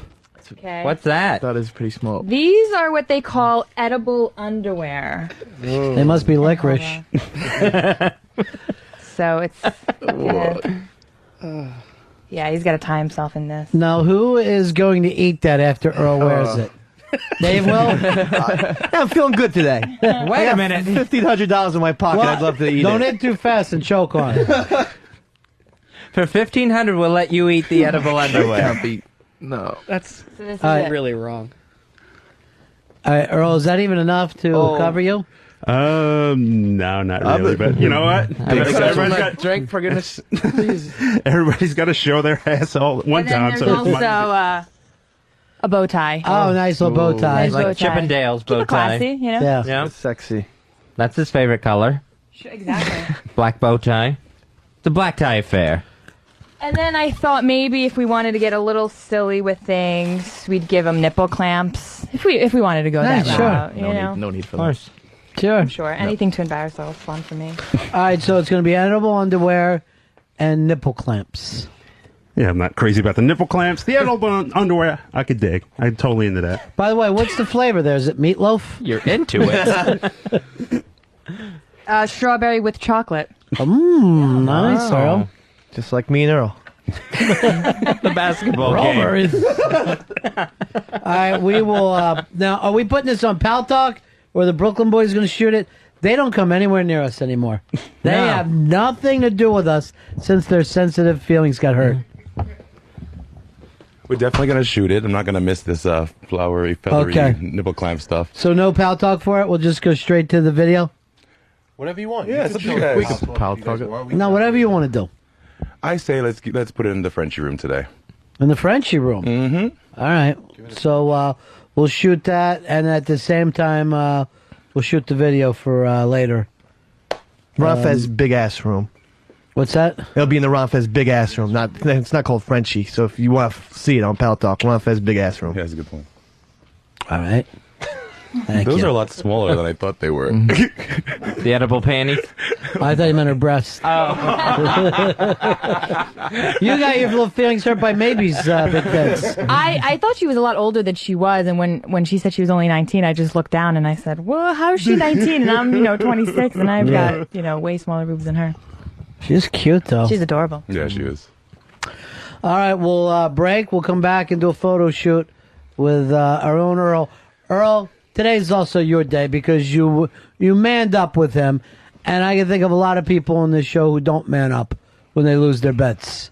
Yeah, we made a bet. I honored my bet. That's all I can do. And it looks like you just broke down physically. I think in your heart you still want to play. Yeah. It just isn't there anymore for you, Yeah, Satchel. I know. It's I remember talking to myself okay, breathe. I'm like, I could not breathe anymore. I was just like, come on, just straighten up. I couldn't even straighten up. I couldn't square up to make a good shot. It was horrible. After your third time down, dude, that was it. Like his head just Did dropped. you just yell, "Stay down"? Dude, you see it in slow motion. His face just slowly collapsed, and he just couldn't breathe anymore. I kept trying to coach him through and screaming, D up and get in his face and play some D, and he wasn't I don't think he was hearing anything that was going on around. Again, the mind was there, body was just telling me a whole other I don't story. think either one. Yeah, I don't think either one was there. And I think the soul is gone, too. He lost this game in the cab ride Yeah, I was gonna say over. Mikey is my witness. I was trash talking to him like, so how are you going to give me the money, check or cash? And he actually goes, I'll just give it to you straight in cash, Dave. and then he caught himself. He's like, you're going to give me cash. I don't recall saying that at all. Mikey! I think he said that. And then Thank also, you. he kind of got really silent and turned to me and said, I haven't done this in a long time. I will definitely God. attest to that statement. So Eastside Dave wins the basketball challenge, $1,500 from Earl. And Earl will also be posing for Lily, doing some sexy shots and some edible panties today. Right back, it's the Ron and Fez Show. It's the Ron and Fez Show. Ron Bennington, Fez Watley. Up on Pal Talk today in Frenchie's room, which is called Frenchie's Big Ass Room, or just the Ron and Fez Big Ass Room. You will be able to see a very quick rendition of Lily finally playing the part of the photographer, and she's just rocking it.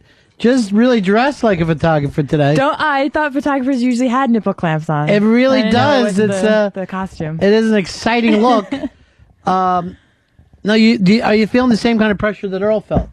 No, I don't get stressed out over stuff like this. No, you don't care, right? I don't sweat it. It's going to be better than Earl. I know it already. Earl will be the model this time. And the camera is I'm the Pitts. Is that right, Pitsy? Yes, that's the camera. Is it already all set up and ready to go? Yep, we're streaming right now. Yeah. Okay. And you're able to see that from the Ron and Fez room, which is Ron and Fez's big-ass room. All right, we'll set this up as we get ready for Earl to come in here. At first, you're just going to take a couple of regular pictures of him? A couple of regular ones, and then as we go along, we're going to get a little bit more risque, a little bit more goofier. Oh, exciting. You're going to get him comfortable, I guess. Yeah, Yes. get him wet. Yeah. All right, there you got a nice little backdrop, and we're ready to go with this. All right, here comes Earl in to the studio, and he's just, he's dressed in a jacket, no shirt, and his bow tie, and you're walking like you got a can of corn up your ass. Why is that, Earl? It's a little tight. Yeah. It's a little- That's your edible underwear? Yeah. It's just a tad tight. Yeah. All right. Well, we'll let Lily start taking pictures, and we'll just be watching. Work it, baby. So again, this is on Pal Talk right now. If you want to check it out, the Ron and Fez big ass room. Just bring up the camera. I'm the Pits. Please disrobe, Earl. Please disrobe. There he is, rocking. The body looks great, Earl. You're really looking fantastic. You're taking him all the way down to not even any, oh, gee. Oh, God. That's so disgusting. Earl's wearing his edible underwear. Oh, boy. They got some nerve calling it edible. No. Oh, gosh, Earl. The way we were born and the way we're going to die. All right, you're coming in the world naked. And looking good, Earl. I can't believe what the people are groaning, because you look fantastic. He's rocking the guns a little bit. You loving it, Lily? No, I can't say that I do. All right, don't let us get in the way. Just start taking some pics. All right, Earl. Maybe you can. Earl, you might want to trim up some pubes. Yeah. I don't know if we have time for that. That's the way the good Lord made me. Earl, why is your side all black and blue? That was from just playing lots of football as a kid. Well, that's not supposed to stay that way. Black and blue. We bruise and we stay this way. What, you get a bruise and it stays like a scar? Yeah, that always happens. I still have chicken pox all over my body. That's different from a bruise. But yeah, I bruise on your skin. I bruise very easily. Chicken pox is a scar. Yeah, but no one stays bruised for 30 years. It heals. There's something wrong with you. I can't explain it. I can. You have cancer. There's a little acorn stuck in his belly button. Like, look at his belly button. It's That's really for weird. winter. Oh, come on. All right, Earl. Earl, what's Don't interesting smile. is your face is so much darker than the rest of your body. Yeah, how does that happen? Is that sun? Yeah, pretty much. You know, black people got tan. Of course they do. Look at Earl. That's it. Cover your ball sack. Right now, Earl is wearing a bow tie and some edible panties. Botox. He's wearing Botox and edible panties. Yeah, there you go. And Lily's doing her photo shoot for No, him. That's it, Earl. The way you were before, you're so goofy. That's not going to put your model at ease. Come on. Work with me. Talk to me. Oh, like you did to me. I get it. It's a revenge photo shoot. Earl, why? You're going for the beefcake thing. You got a big smile on, you gotta be like it's serious, third grade kinda picture. sexy. Now he's frowning. You can see this on Pal Talk. That's the Ron and Fez big ass room, and then the camera you want to check out is I'm the Pits. Okay, good. Now maybe just turn around and then look back at me. A little more ass. Come on. That's good. Some Earl That's ass. great. That's great. Yes. Dave, I need your arm on. And then send some of these photos to Ant for his birthday. There you go. No. What's with the bug eyes, Earl? You're not reassuring as a photographer. Oh. More toothy? Okay. This is very, very uncomfortable. Yeah, Earl, can you get Earl's flashing some bear. Oh God! Oh, Earl! Come on. As he went down, he spread the ass cheeks. Oh my God. What is that? What is it? So again, this is on Pal Talk in the Ron and Fez Big Ass Room, Stop and smiling so much, please, Earl. You can check it out on the camera. I'm the Pits. No frowning, just like a real. There you go. That's good. Now, this is so disgusting. Both the rooms now have blown up with people, all to see naked Earl. This is how disgusting the Pal Talk people are. Earl, can you at least do something with the pubes? No, I love them. I don't want to pet them. They're his favorite part of You want himself. to get on your stomach, girl? And we are back. And when we left, Dave was giving a press conference on his back about how victorious he was in the basketball game. And on the air, Ron and Fez were talking about how, frankly, it was pretty pitiful for Earl. It was not a good showing for him. But I pointed out this wasn't about choke job. That was an Earl Douglas choke job, reminiscent of some of the shitty NBA performances we've seen this year. I am not going to include the Knicks, who had a remarkable season, and I want to thank them for it. A lot right of here. questionable calls that series too. Yeah. But no, I would say it's kind of reminiscent of when like Lonzo Ball's dad was out there saying he would beat Jordan one-on-one if they had played a game and then he lost because no one thought he had a prayer going in. Yeah. You know what I mean? Like it was never good. But or as bad as Lonzo Ball hitting that kid with his car. Did you see that? No, did he really? He was pulling out of the arena, and the little kid was by the parking lot, with his stupid little, basketball T-shirt with the Sharpie, and Lonzo Ball just zoom, came flying out, and apparently ran over his foot. Oh my God! Thank God it wasn't LaMelo, or it might affect somebody who actually plays in the NBA. Anyway, we're digressing. I was going to ask, when you make your decision, will there be a press conference, much like LeBron did, called The Decision, where Davey Mack goes, I'm taking my talents too? Oh, yeah. You mean for my radio, for my next radio gig? Or just whatever you do next. Yeah. My next gig. I'm gonna phrase it as that. My next gig. I think you've grown beyond radio, big guy. Well, yeah, I mean, we'll see. If someone wants a radio talent, there literally is no one better who can give you on air and digital. But you're right. World's changed, landscapes changed. We'll see what the next gig is. Of course, I'm going to give. Well, this is interesting. This is actually the first place that I've talked about it. Right here on Davey Mack's Tales from the Satellite. I have not discussed this with anybody. So we're getting the exclusive. You're getting the very, very, very first time I'm discussing this anywhere, and I feel good about it. Thank you very much. And yes, maybe in keeping with tradition, maybe I will debut it here on Davey Mack's Tales from the Satellite. That'd be sick. Or there's always, the at Eastside Dave accounts on all your social media at Eastside Dave. Go follow that. Check that out. And you might slip it in on the Davey Mack Sports program by accident. True. So people should subscribe to the YouTube and turn the notification bell on. Make sure you're subscribing to the damn YouTube. We're getting tons and tons of viewers live with the show, which we try to do either Sundays or Mondays at noon. That's what we try. Yeah. And usually it's one of those two. And if not, we'll figure it out. But especially if we find, one of those things you were talking about. But when we left, Earl was defeated. I pointed out, though, this is the day Earl actually does the most I think I've ever seen him do.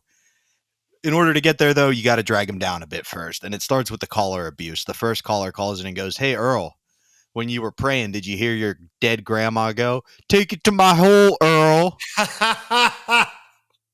Earl, take it to my hole, honey. Take it right into that nice, cavernous, dark hole, baby. Otherwise known as my ass. You know who's familiar with my sphincter, Earl? Benito Mussolini. He's down here, Earl. He likes to slip me that Italian sausage every Thursday, baby. Right after Hell Bingo, Daddy. I love playing my Hell Bingo, Earl. Last week I won a turkey.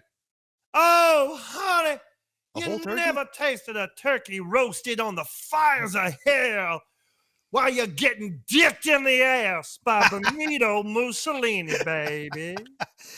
When Mussolini runs a train, I hear it always goes on time. So he takes that. You do a couple, but Ron can clearly see Earl's like down. So he goes, all right, Dave, you don't have any more. Enough. moves on quickly. Another caller calls in and goes, Earl, like, you're really making the black people look bad, man. We need a better representation than you on the air. So he's losing his black card.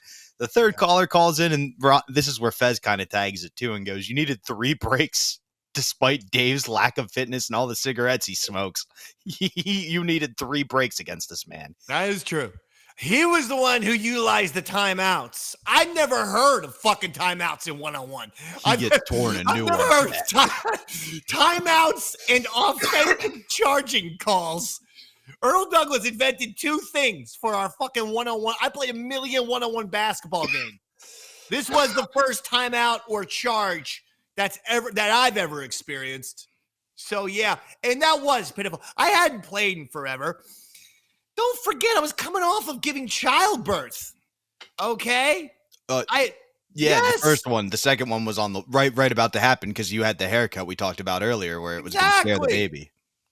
But there was the baby screaming, this and that. There are all kinds of stuff going on. I had every reason to show up a little out of shape. And I'll remind you, I hit my last 4 threes and beat his ass 12-2. Yeah, so you didn't even have to play defense, but clearly you did. Exactly. I'm like that, some people are in the UFC and they train for, 12 weeks for a fight.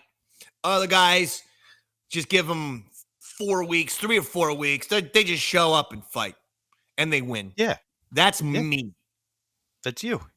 Me. Anytime, any place, Davey McDonald ready to go. Hey, let's play basketball for $2,000.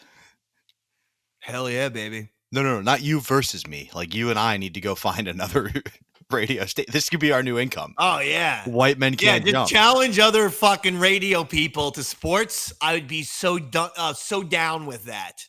Because seriously, at the very least, the good thing is, here's where I look at it in my life. I worked for Westwood One. Okay. I worked for a year. Sirius XM for 10 years. 92.3 K-Rock for a year. 95.9 The Rat for 10 years. Okay. 90.5 The Night for a couple of years. Point being, I've now worked all over the place. And I can honestly tell you, radio people are among the most unathletic motherfuckers on the planet. I have 1,000% confidence I could literally beat every radio show in sports. There's nothing. And that includes Boomer Esiason. Like, I know he played in the NFL. He can't touch me on the fucking basketball court. No. I think, the only one would be like now that all the NBA players are doing podcasts, like Pat Beverly. Bring those fuckers on too. Right, seriously, I want it out then right here, right now. Because I know one of the guys who's got a massive podcast is Draymond Green of the Warriors. You know what? Right here, right now, on the Davey Max Tales from the Satellite Show, I'm challenging you, Draymond Green, you motherfucker. There's no way that you beat me in a game on one-on-one. How is he going to score on me? He's going to punch you in the face the first play, and then you're going to be bleeding for the next 12. I ain't no Jordan Peele. I don't go down like a fucking pussy like Jordan Peele. He punches me in the face. He better watch his ass. Yeah, no, I know. I'll get him in the front face lock and choke his ass and bring him to the fucking mat, give him an arm bar, and break his whole goddamn fucking back. I've been watching the UFC, yo. I know how to do the moves. I'm not saying you wouldn't win. And I'm saying I want to challenge someone in radio to a UFC match. That might happen sooner than you think. I like that. But what I was going to say is we could have started with like a retired NBA player that doesn't have knees anymore and worked our way up to Draymond. Let's start with Gilbert Arenas, who just talks shit but clearly can't back. You know what I mean? Hell we no. have to start with the active best. Nope. I want to go big. He's got the biggest NBA podcast for an active player right now. I want Draymond Green. Thank you. I will see if I can make that happen. I know last time I was talking to Pat Bev's people, and then you went on a tirade, and then we didn't have any response. So we'll see what we can do with Draymond. But this isn't a story of Earl being abused. You kind of actually cut a promo on him, much like you just cut on Draymond Green, where you're like, I'll beat you at the strikeout game. I'll beat you. Anything you want to do sports-wise, I'll beat you at. And then you go, and where's my money? And Earl goes, I actually have it, and runs out to go get it real quick. And that's where this show starts to pivot into Earl actually paying off bets. Like the first time he ever paid off a bet, and it was literally paying me money. And I think it had to do with the fact that you went after him on the way to the thing. Like, you better have my money ready. Like, he was like, oh, I better have his money ready. 100%. So, I was not going to fuck around. This was something that if he's going to say on the Ron and Fez show on the air, he's going to put up $1,000. And by the way, it went up to $1,500. To my recollection, I thought Earl did that. I thought I had challenged him to $1,000 basketball game, and he actually upped the stakes. I thought maybe not. Sort of did that detail is a little bit fuzzy, but regardless, Earl was popping the mouth off that he had the money. He was going to bet the money. He was going to give me the money. So you know what? Give me the goddamn money. Yeah. But this was not a fucking little goddamn bit for me. Like I said, I had just had a kid and had another one on the way.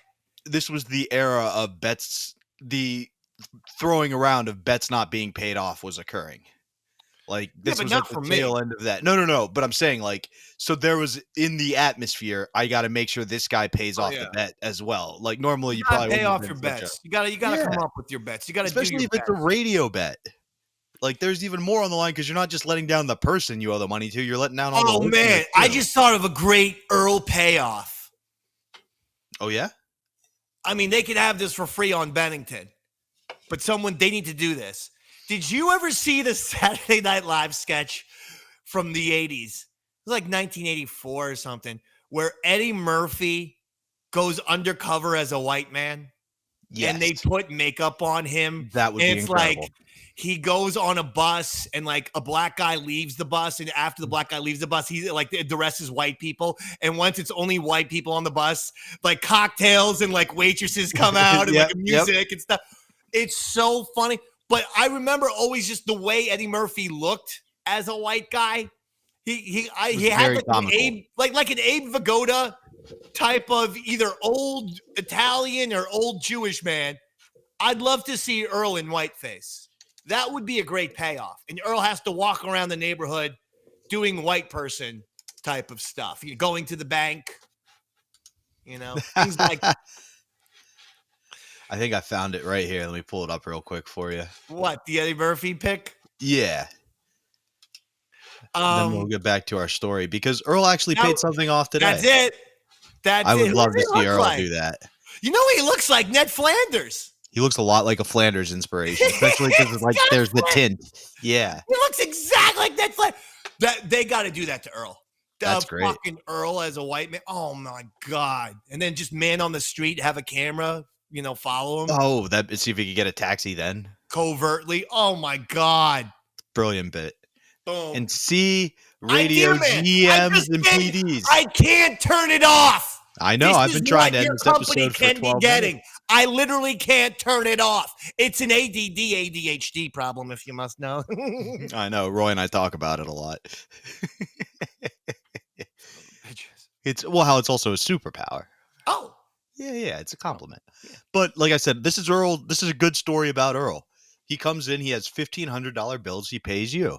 Ready to go. And he didn't try any bullshit with putting it all in pennies. No. Like putting it in pennies and stuff, and then I have to carry all the pennies home. He didn't do any of that. No, he had it ready to go for you. And then we find out he's also taken the gang out to Florio's that evening to pay off another bet. Now, I will say, Pitsy points out, you're giving Dave $1,500 on a drinking Friday. This is a bad decision. And Braun goes, yeah, let me hold that till Monday for you.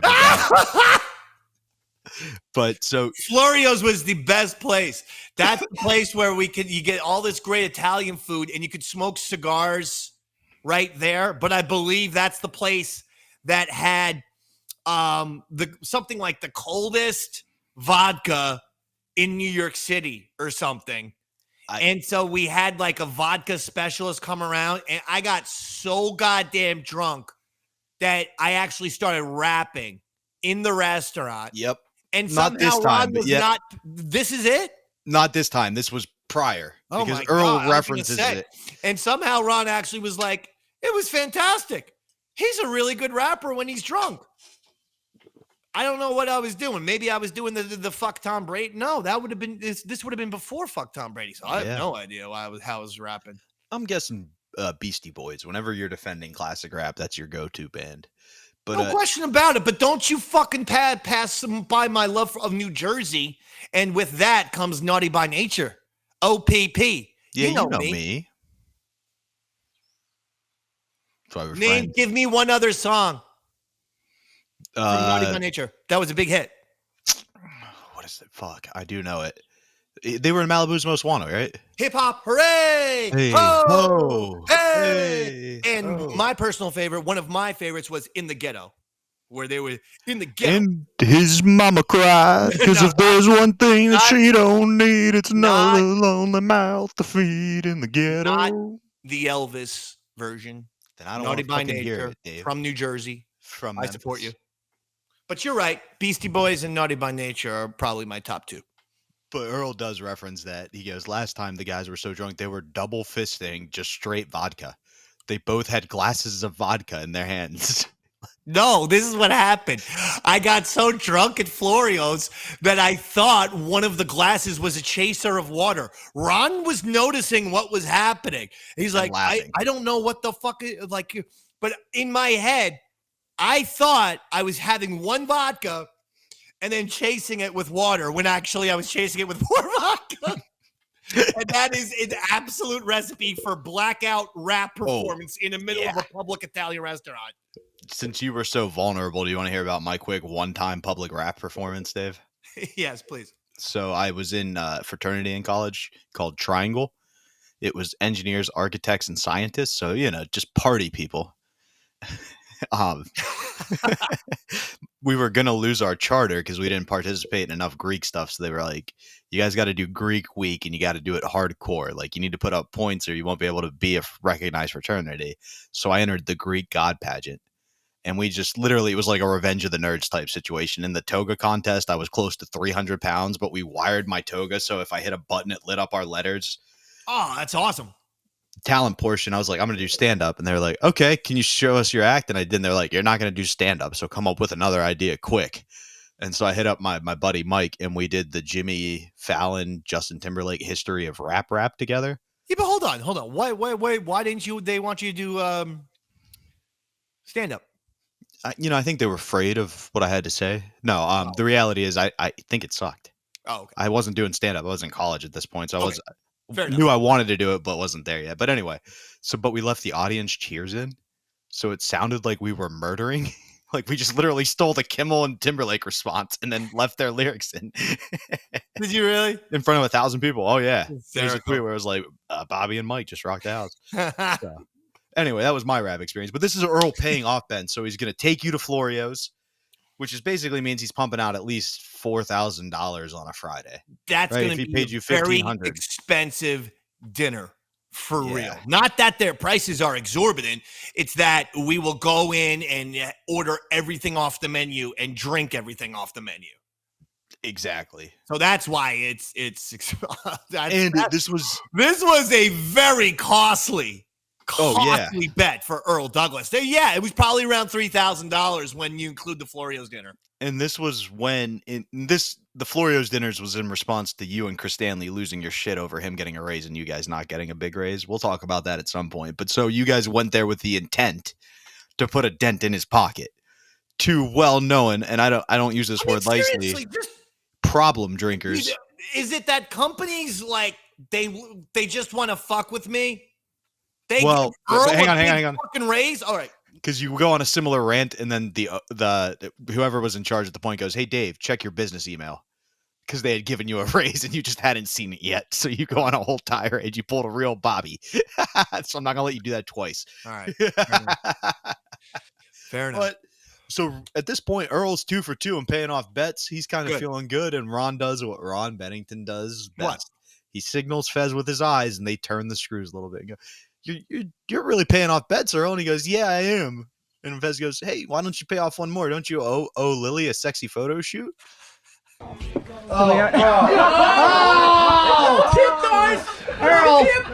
what is taped to your ass? That definite smell. And it was not the strawberry chocolate panties he's wearing. Okay, Earl, just so you know, you're showing off side dick. Yeah, your balls are hanging out, man. Aren't they beautiful? Oh! Like chestnuts for sale. He's taking so much pride in himself. I want to get a shot of this shot in your camera. But Earl actually has a nice, well-paved ass. You can't take that from him. There we go. That was nice, Earl. That's great. Did she have your ass? No, I never touched it. You should. Never touched I can't believe that he's still black and blue from when he got hurt when he was a kid. That's impossible. It's not healthy, that's for sure. Oh, look at me. Camera. Make love to it. Now, Megan Fox, she was named sexiest woman in this year's FHM Pitsy, come on over here. 100 sexiest women Pitsy, list. get in here and switch up the camera from 5 to 4. Franklin, move over a little bit. Just switch the camera shot. Like, yeah, like that. Never mind. We just blown it. She moved them. You see that Put 4 your feet cameras up like just this. disgusting. And maybe go like this. And put that one. No, the other hand on your cheek. And then that one more in front. Go like this. This is on Pow Talk right now in the Ron and Fez Big Ass Room, and also Cypher Films is shooting the shoot. Earl, you look like... Oh, my God. Oh, that that's- is a disgusting shot with his ass all taped shut. Okay. It looks like a bad boy gets his ass taped. Can you... It looks like he just had surgery to sew his cheeks together. Watch out for the background now. Come forward. Oh, God. Push your legs to the right. Not your whole body, your legs. So angle your body. A little bit more. Okay, yeah. Be careful, you still have to eat those panties when you're done. Okay. And now... Okay, like this. Then you use your arm like this. No, your other hand. Like this. Earl, why do you look like you're going down a water And then slide? that hand. A little bit more forward. Oh my God! He looks like he should be next to a pyramid. It basically, it's the craziest look ever. Can you angle a little The bit more? Finkster. There we go. This is like your picture. Earl, and just remember, you gave up $1,500 today, and you're buying dinner for everybody tonight.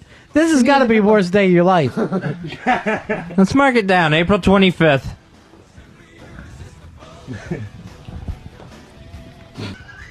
Put your feet up. So did Lily have him spanking himself? Yeah. Oh, that's just his own. That's his Now, own. by spanking himself, you mean jerking off? Get up, bro. That's his Earl, own. if you start doing some jerk... Oh, God. Easier. Watch your package. Watch your package. Your edibles. Your edibles came undone. He's become untaped. Let's see, get some tips here so he doesn't go and turn nasty. Turn nasty. It's disgusting. Oh, hold on. We need close-ups. Well, Mooch, this is what you always wanted. We wanted to do it for you on your way out the door today. Oh. Living the dream here. Earl, This is as you were great. leaning back, I think I saw the head starting to crown. It looks like you're giving birth. How's the laugh? And Earl, on your knees, you look a lot like a pygmy. Oh, did this break? All right, they're going for the nipple clips right now. He's broken on this side, too. He's a broken man. I want to get Pitsy doing this. With the nipple clips on. You got his face? This is on Pow Talk right now as we speak. The Ron and Fez Big Ass Room. Go to the camera. I'm the Pits if you want to check this out.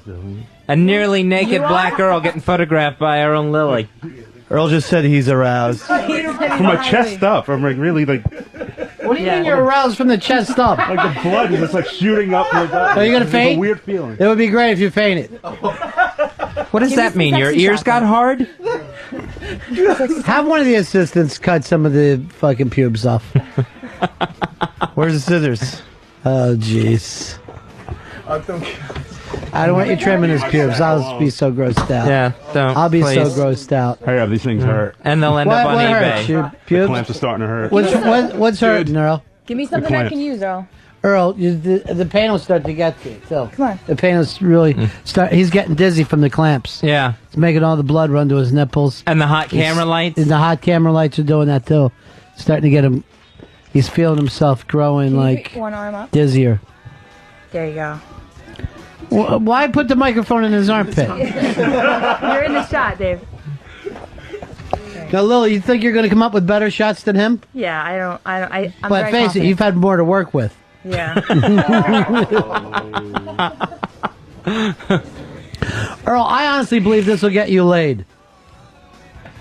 Or at least give you some nice Christmas cards this year. That'll be mine, too. Give me like a, sexy look. No, I want your arms. Sexy! Maybe Every put time two she arms asks for up. sexy, he looks like I'm going to rape you. That's his idea of sexy. I just broke This in. is the most awful sexy look I've ever seen. He frowns because you mentioned sex. I said arms up, sexy look. That's enough. It's amazing how much... He looks like he's being arrested. It looks like the Nolan's picture the day after the hurricane. Let's get him let's get him some DVD players and some Heineken.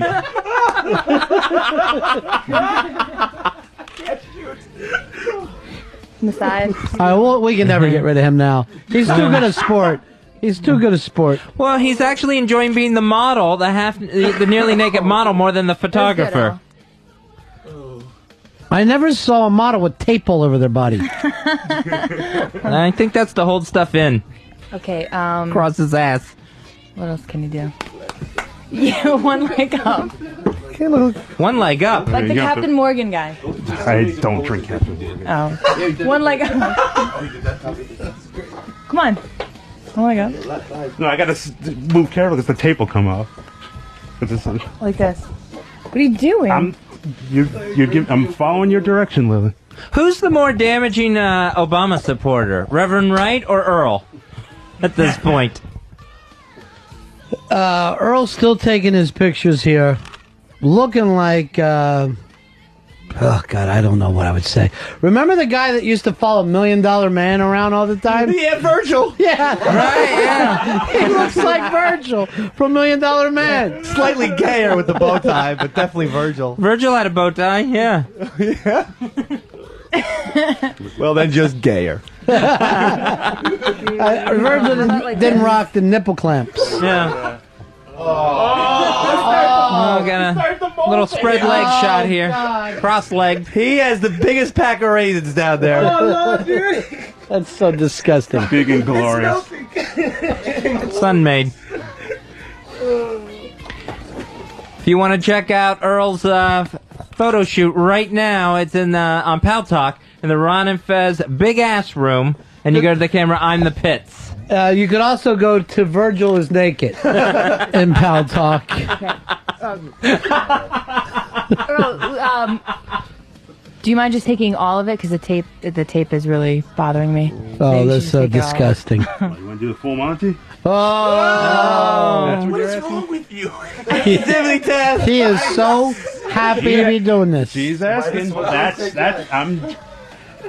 He possibly can't sink any lower today, I guess. I disagree. I never saw Earl looking so confident and comfortable as he does right now. This is the first time I think he's always wanted to be a male model. Earl's world is showing to us.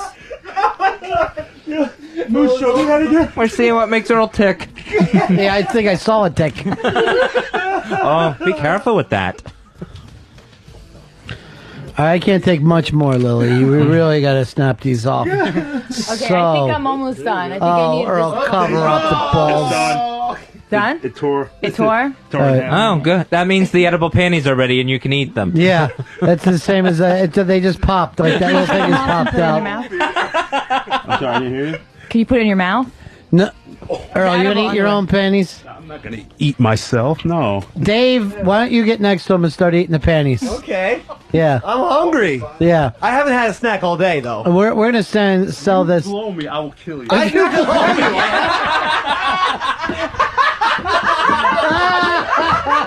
If that wasn't a fucking Freudian slip. Why would it even come up? You're going to take them off. Do you think you're going to eat them off your cock? I know the sick son of a bitch. I know him. Oh, he's sick, nipple clamp. Really? Do you know me? I just randomly blow my coworkers. To isolate that. Just give me your panties. Or you have to get your arms away. I have to eat them. I'm not going to blow you. I have to eat the panties. Oh, God, that's so disgusting. All right, go ahead. Yeah, I have to eat them off. Let me take them off. You're going to have to take. You're going to have to go to the insensitivity thing. No, taking off is against the rules. I have to eat them. Come on. Oh God, I'm so grossed out. I'm not going to blow you. Just let me get in there. I don't. This is the show I never wanted to do anymore. This is how fucking far my career is falling. Come on. At least give them to me. Here we go. The hot lights have melted the edible panties to him. That's gravy now. It started off as meatloaf. It's just straight gravy. Earl, I've never seen you this comfortable before, though. What's wrong with being naked? Come on, Earl. Grab a mirror, then re-ask the question. I look at myself every morning, and I'm like, you know what? I'm not bad. Okay, Stuart Smalley. But it's not bad. But here's the deal. It could be better. Every day with your clothes on, you're huffing and puffing. You don't know what to say. Now, naked, you're finally confident. It's very liberating. It's very relaxing. You know what? I'm going to take you down to the bus station and make some money. Me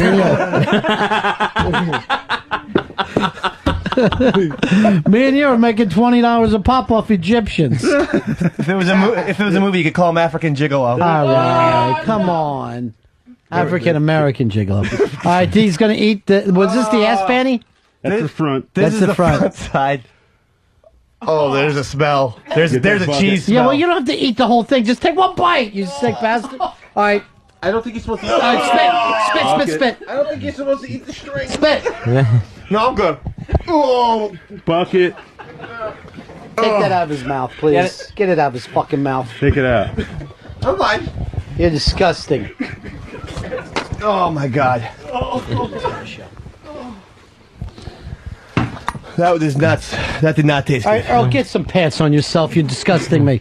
Just put your sock on. Put your sock on. Come on. Oh, God, look at his ass is out. Half the tape hanging off of him. Oh, God. Did you spit? Yeah, he did. I don't need you choking on edible panties. Oh, that's a disgusting show. Wasn't a lot of strawberry in those things either. There's too much chocolate. Earl, did you think on showering before you came in today? Of course I showered before. All right, I didn't know. Everybody's acting like there's an aroma. I smell pretty.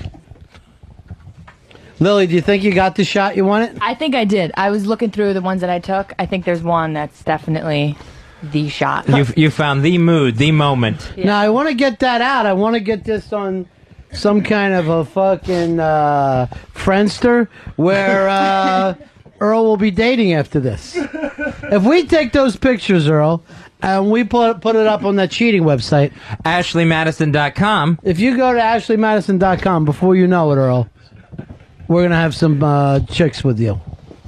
Married, middle-aged women.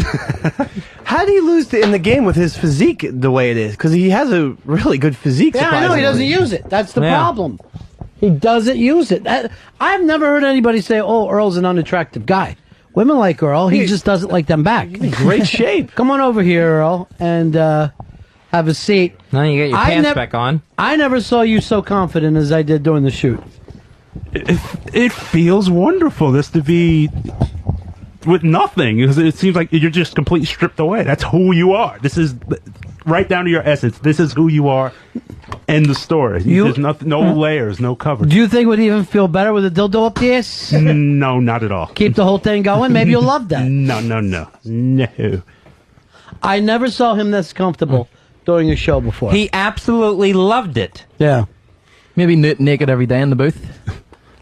Maybe you just sit over there with your pants off. Yeah, the nude He's booth. fucking grabbing things. He's producing on the fly. I never thought it was clothes holding you back. It's not even just clothes. It's the suit and too much of them. Why not just wear like a tank top or a nice T-shirt that shows off your biceps or T-back? No, I'm just this is what as far as clothes, this is what I'm comfortable in. This is what I enjoy wearing. I wear khaki pants and jeans. That's what I enjoy. What you really enjoyed was being naked. Yeah. That's where you found yourself. The nudity part was just, it was a wonderful, wonderful feeling. And I was dreading it going in. Once I took it off, I was like, you know what? This is not bad at all. Everyone else was mortified, but I was really comfortable with That's it. good for you. I'm glad. I'm excited for you that you found this now. Maybe you'll be one of those people down on the Jersey Shore at those nude beaches. Where does everybody go every summer? They go, there's a nude beach next to Seaside. Earl, do you think you're a bit of an exhibitionist? And just No. never realized it? No, I don't think so. Why don't we do this? Every day, we'll take your dick out, we'll attach the gay flag to it, and you stick it out the window. Just have it sticking out the window every day, waving I it for don't the think that'd be a people. good idea. Why? What's the problem? Well, first of all, I'm not gay, and every gay guy. No one ever said you were gay. I just want your dick to be a flagpole. And why does that have to go around the gay flag?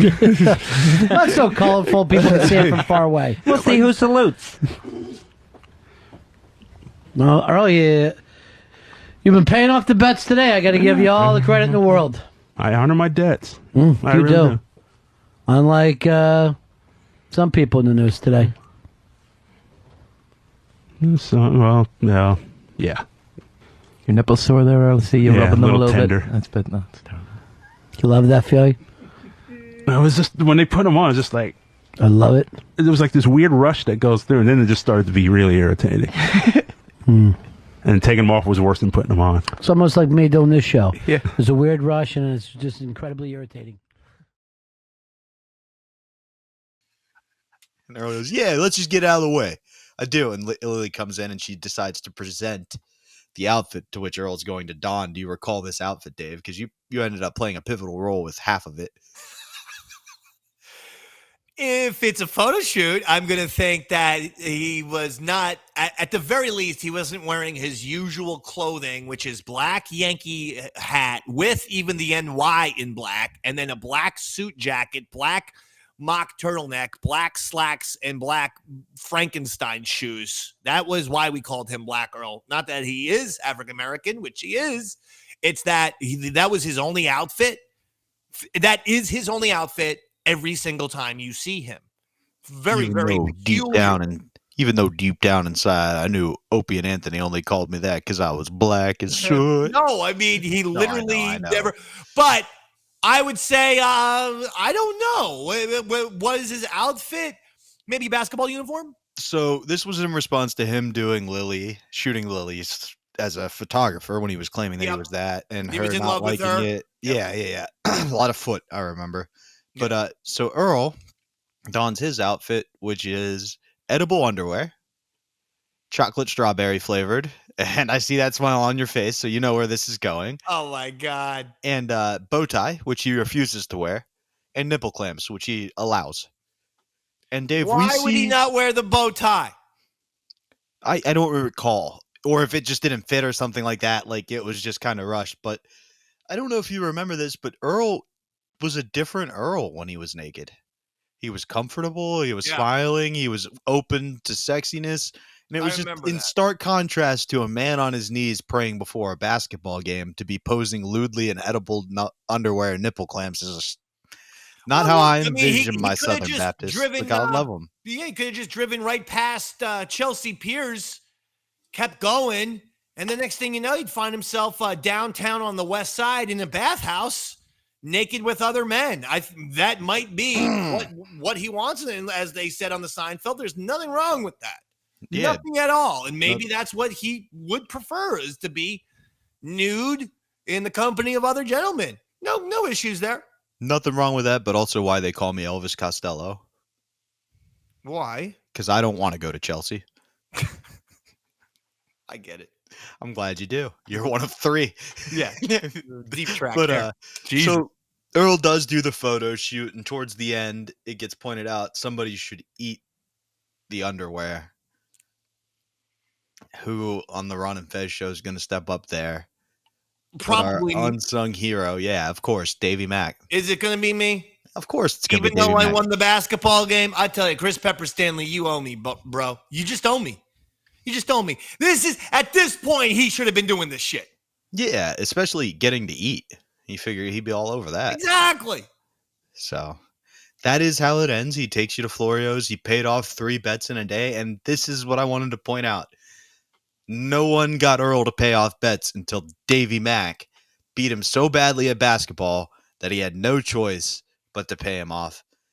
And that, folks, is this week's episode. Another excellent episode. Another very fun time reminiscing.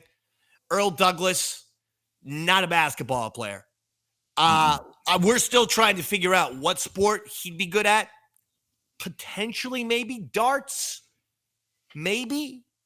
Because, just not a lot of, he doesn't have to, you barely have to move with darts. You just go like that. I'd like to think he'd be a good darts player. How about like musical chairs, but you only move on like black rock artists?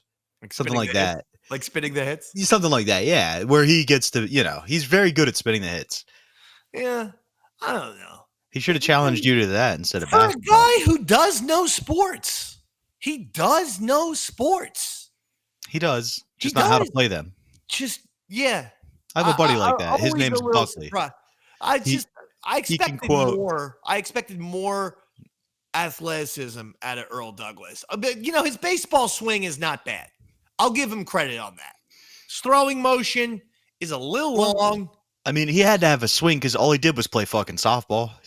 Even when he wasn't at the company anymore, he would still be in their softball league. Even when we played him in the softball game, it's not like Earl Douglas was out there getting hit after hit after hit. There was a lot of fly balls to right field that were caught. I mean, he wasn't embarrassing himself. He wasn't striking out. But he wasn't standing out. Getting hits. No. And to be honest with you, the reason why we chose basketball this week is because it's the NBA playoffs. If I had to guess, mid-June, it's going to be peak softball season. So we'll probably cover that episode in depth, as I know for a fact, as of right now, the video's available. Oh, good. So we may be doing that soon. I need to have a little joy in my life with the hoops since the Knicks lost a very difficult series to the Pacers in 7 games. It's all about the Liberty now. Very depressed about it, but I'm going to make it through 2024, what I call the shittiest year since 2023. I've got a pretty similar motto, my man. That'll do it for me, Robin. Yep, that's East Side Dave, the Chris Mullen of radio. I'm Bobby Tamburo, the Italian Mongoose, and this has been Davey Max Tales from the Satellite. Thank you so much for tuning in, and see ya. Good night, radio fans.